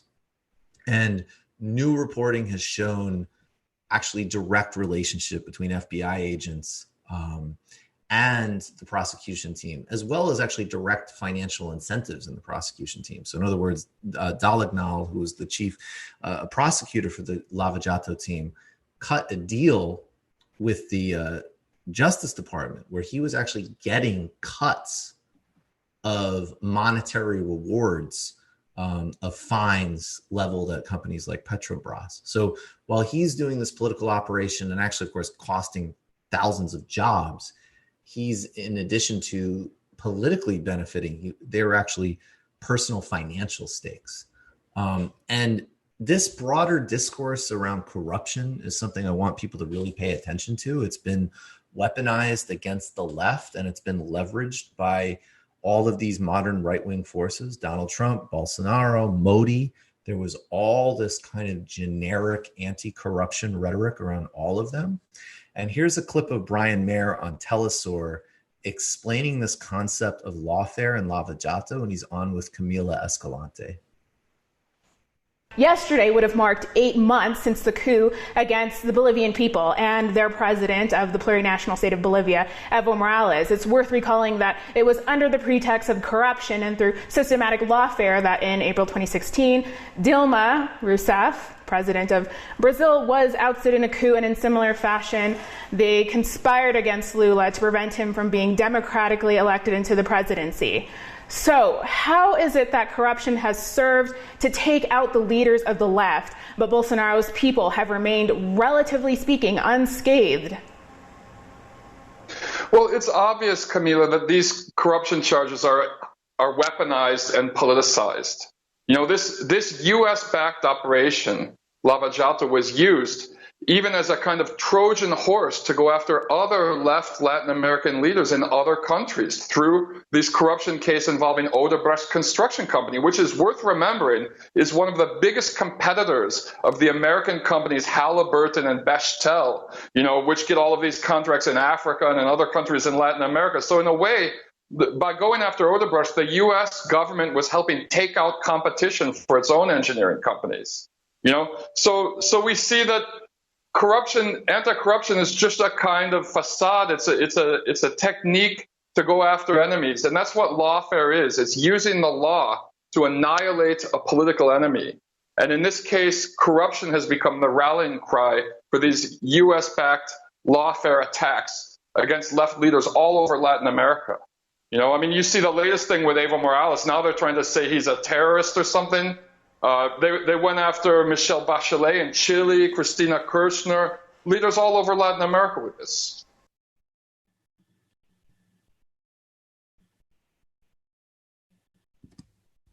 Hold on, Medica, you're muted. Sorry. Well, yes. I mean, Brian's exactly right. And how it's impacted, particularly the reversal of the pink tide in Latin America, which starts really there was always efforts at coups. I mean, there was a 2002 coup against Chavez in Venezuela, but in 2008, 2009, with the incoming Obama administration, Hillary Clinton backed a coup against Manuel Zelaya in Honduras. And that signaled a very aggressive pushback. And of course, to this day, the Trump administration is just absolutely belligerent and constantly attempting coups in Venezuela as well. So talk about structural forces, not corruption. That's an important frame. And talk about it in context too. That's right. If someone says, "Are you against corruption?" You'd be like, "Yeah, corruption's bad." But you got to look at who's asking that question. Right. Exactly. 3 years ago, there was a blockade put on Qatar. A blockade by Saudi Arabia, United Arab Emirates, Bahrain, and Egypt. They all cut ties with Qatar. And this was backed by the Trump administration. This was actually one of the kind of major early embarrassments because Trump apparently gave the sign off, forgetting the fact that the U.S. has a major base located in Qatar. And there was even some speculation that Jared Kushner was angry at the Qatari royal family because they didn't help bail him out of one of his stupid real estate decisions. And what these, the Emirates and Bahrain and Saudi in Egypt accuse the Qataris of funding terrorism, which might be there's definitely potential accuracy in some of those accusations, although obviously, that would apply obviously first and foremost to Saudi Arabia. But the real issue was that Qatar was playing a much more constructive and moderate role with regards to Iran, which in particularly the Saudis have been relentless against and truly hate. And that has been a proliferator of all of these proxy wars and horrific damage in places like Syria, and of course the Saudi, US-backed Saudi slaughter in Yemen. And this is just an interesting report. And I will say, of course, this is from Al Jazeera. So absolutely, I mean, Al Jazeera is owned by the Qataris. Of course, this is, you need to know that when you know the source. But this is a court case that the Qataris are bringing basically to get their airspace back. Check out this brief bit of this report from Al Jazeera. It was a complicated case, and COVID-19 restrictions did not make it any easier. Only a few representatives of each country were allowed inside the court building known as the Peace Palace. But the ruling read by the President of the International Court of Justice did not leave any doubt. The court, 1, unanimously rejects the appeal brought by the Kingdom of Bahrain, the Arab Republic of Egypt, the Kingdom of Saudi Arabia, and the United Arab Emirates. The court also ruled that the International Civil Aviation Organization, the ICAO, has jurisdiction in the case. Qatar filed a complaint at the ICAO Council in 2017, saying Saudi Arabia, Bahrain, Egypt and the UAE violated the 1944 Chicago Convention dealing with free passage of passenger planes through foreign airspace. The parties now have to go back to the Council. Now that the Council's decision has been affirmed, they go back to the Council and continue the case. And that's when we get to the real heart of the matter, the real issues about has the air services been interrupted. Not only did the 4 countries impose an air blockade on Qatar 3 years ago, but they also stopped all traffic over sea and over land. This left Qatari aircraft having to make detours to fly in and out of Doha. Last year, the ICJ also ruled in favor of Qatar, saying the UAE was guilty of racial discrimination by expelling Qatari citizens and separating families. There are certain sanctions that the Council may grant the State of Qatar. For example, not allowing those member states to vote in the General Council, or even to certain extents participate in certain important meetings, and that will have its own harsh side effect on those states. A clear decision by the International Court of Justice and a clear... So this is significant, and this is an ongoing source of a serious tension in the Middle East, and something, again, that the Trump administration essentially backed out of the gate with, of course, no contextual understanding of what was going on, but a deep connection to Saudi Arabia and a shared desire, a defining desire to escalate with Iran. So you got to connect this with the tearing up and the destruction of the Iran deal, which is, of course, I mean, look, compared to the pandemic depression, but that is also a absolutely catastrophic legacy of the last couple of years of Trump leadership. I mean, what was their rationalization for that? The Qataris support terrorism. Yeah.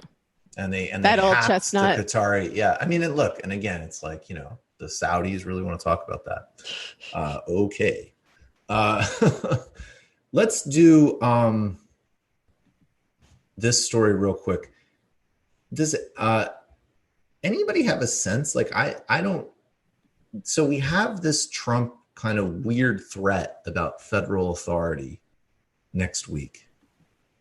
And there are these federal military police that have been arresting protesters in Portland. This is extremely disturbing. Let's play one clip that shows these federal authorities arresting protesters, and then another of them refusing to answer questions from the press.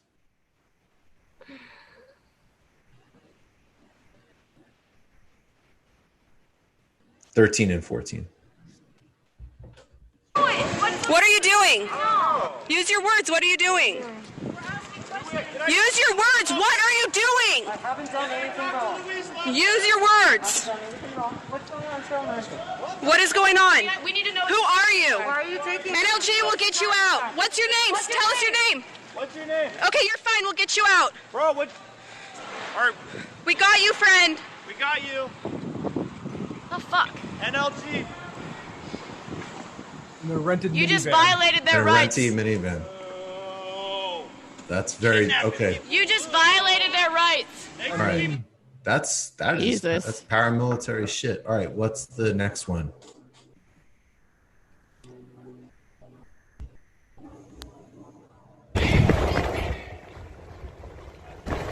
How are we supposed to know who you are?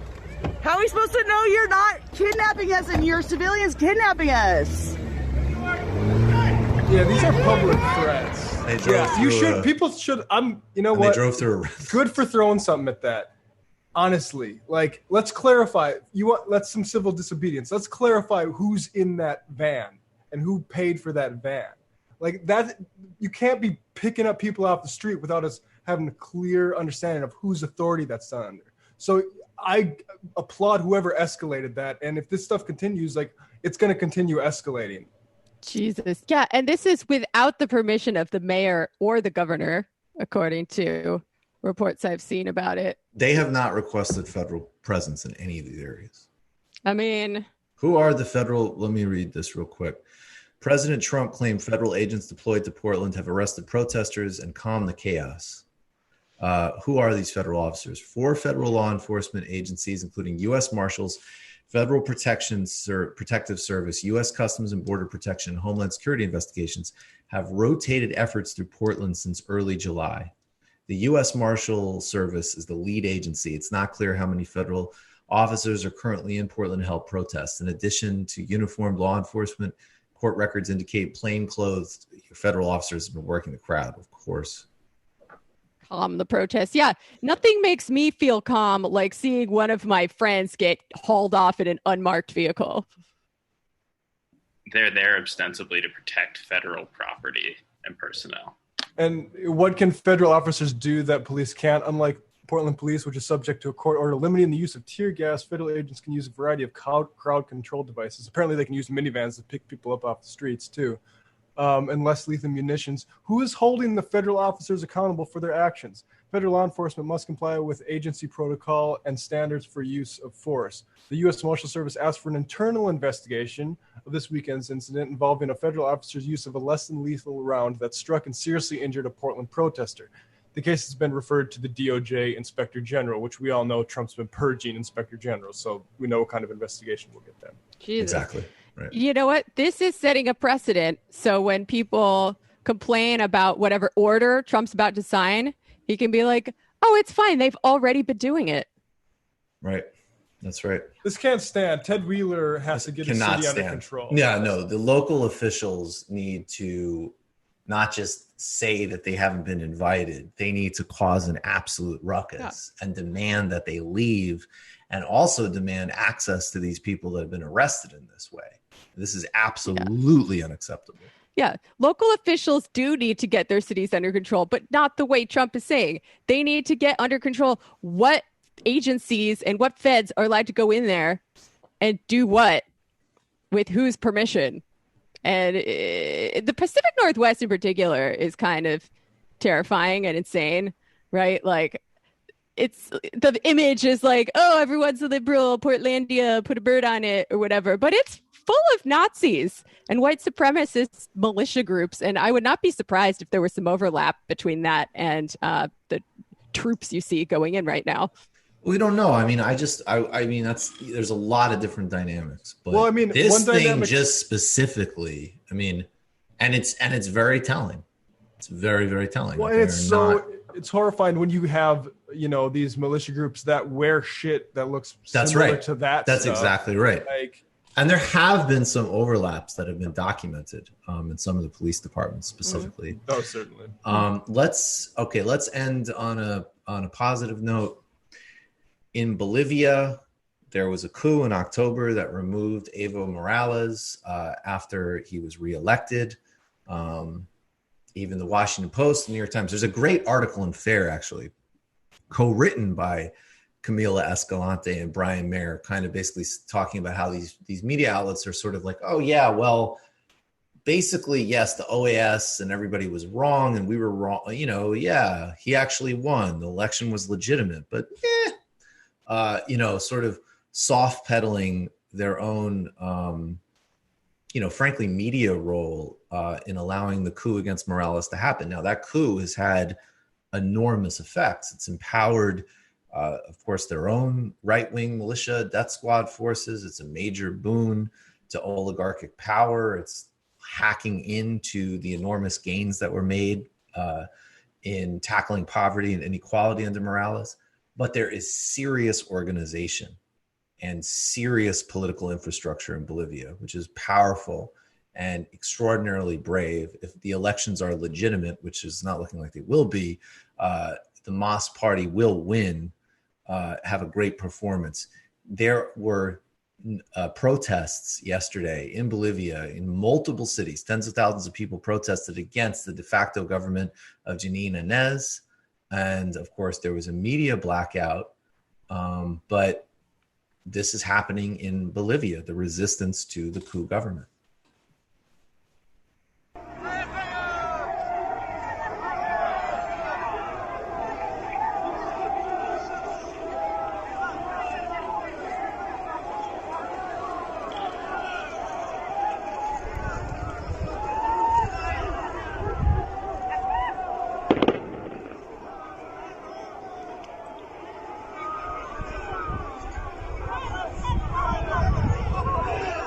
That's insane. That's truly incredible. biblical shit right there. Yeah, honestly, that is biblical.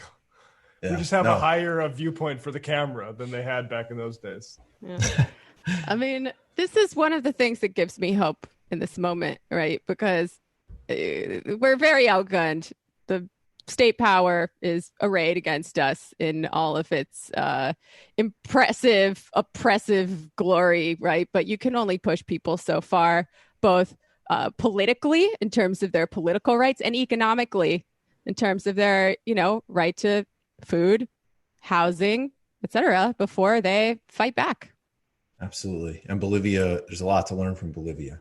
All right. Thanks, everybody. Good job. Stay safe out there. Be good to each other. Log off if you can. And take good care. All right. Bye-bye. Here we go. It might take all the strength I got to get to where I want, but I know somehow I'm gonna get there.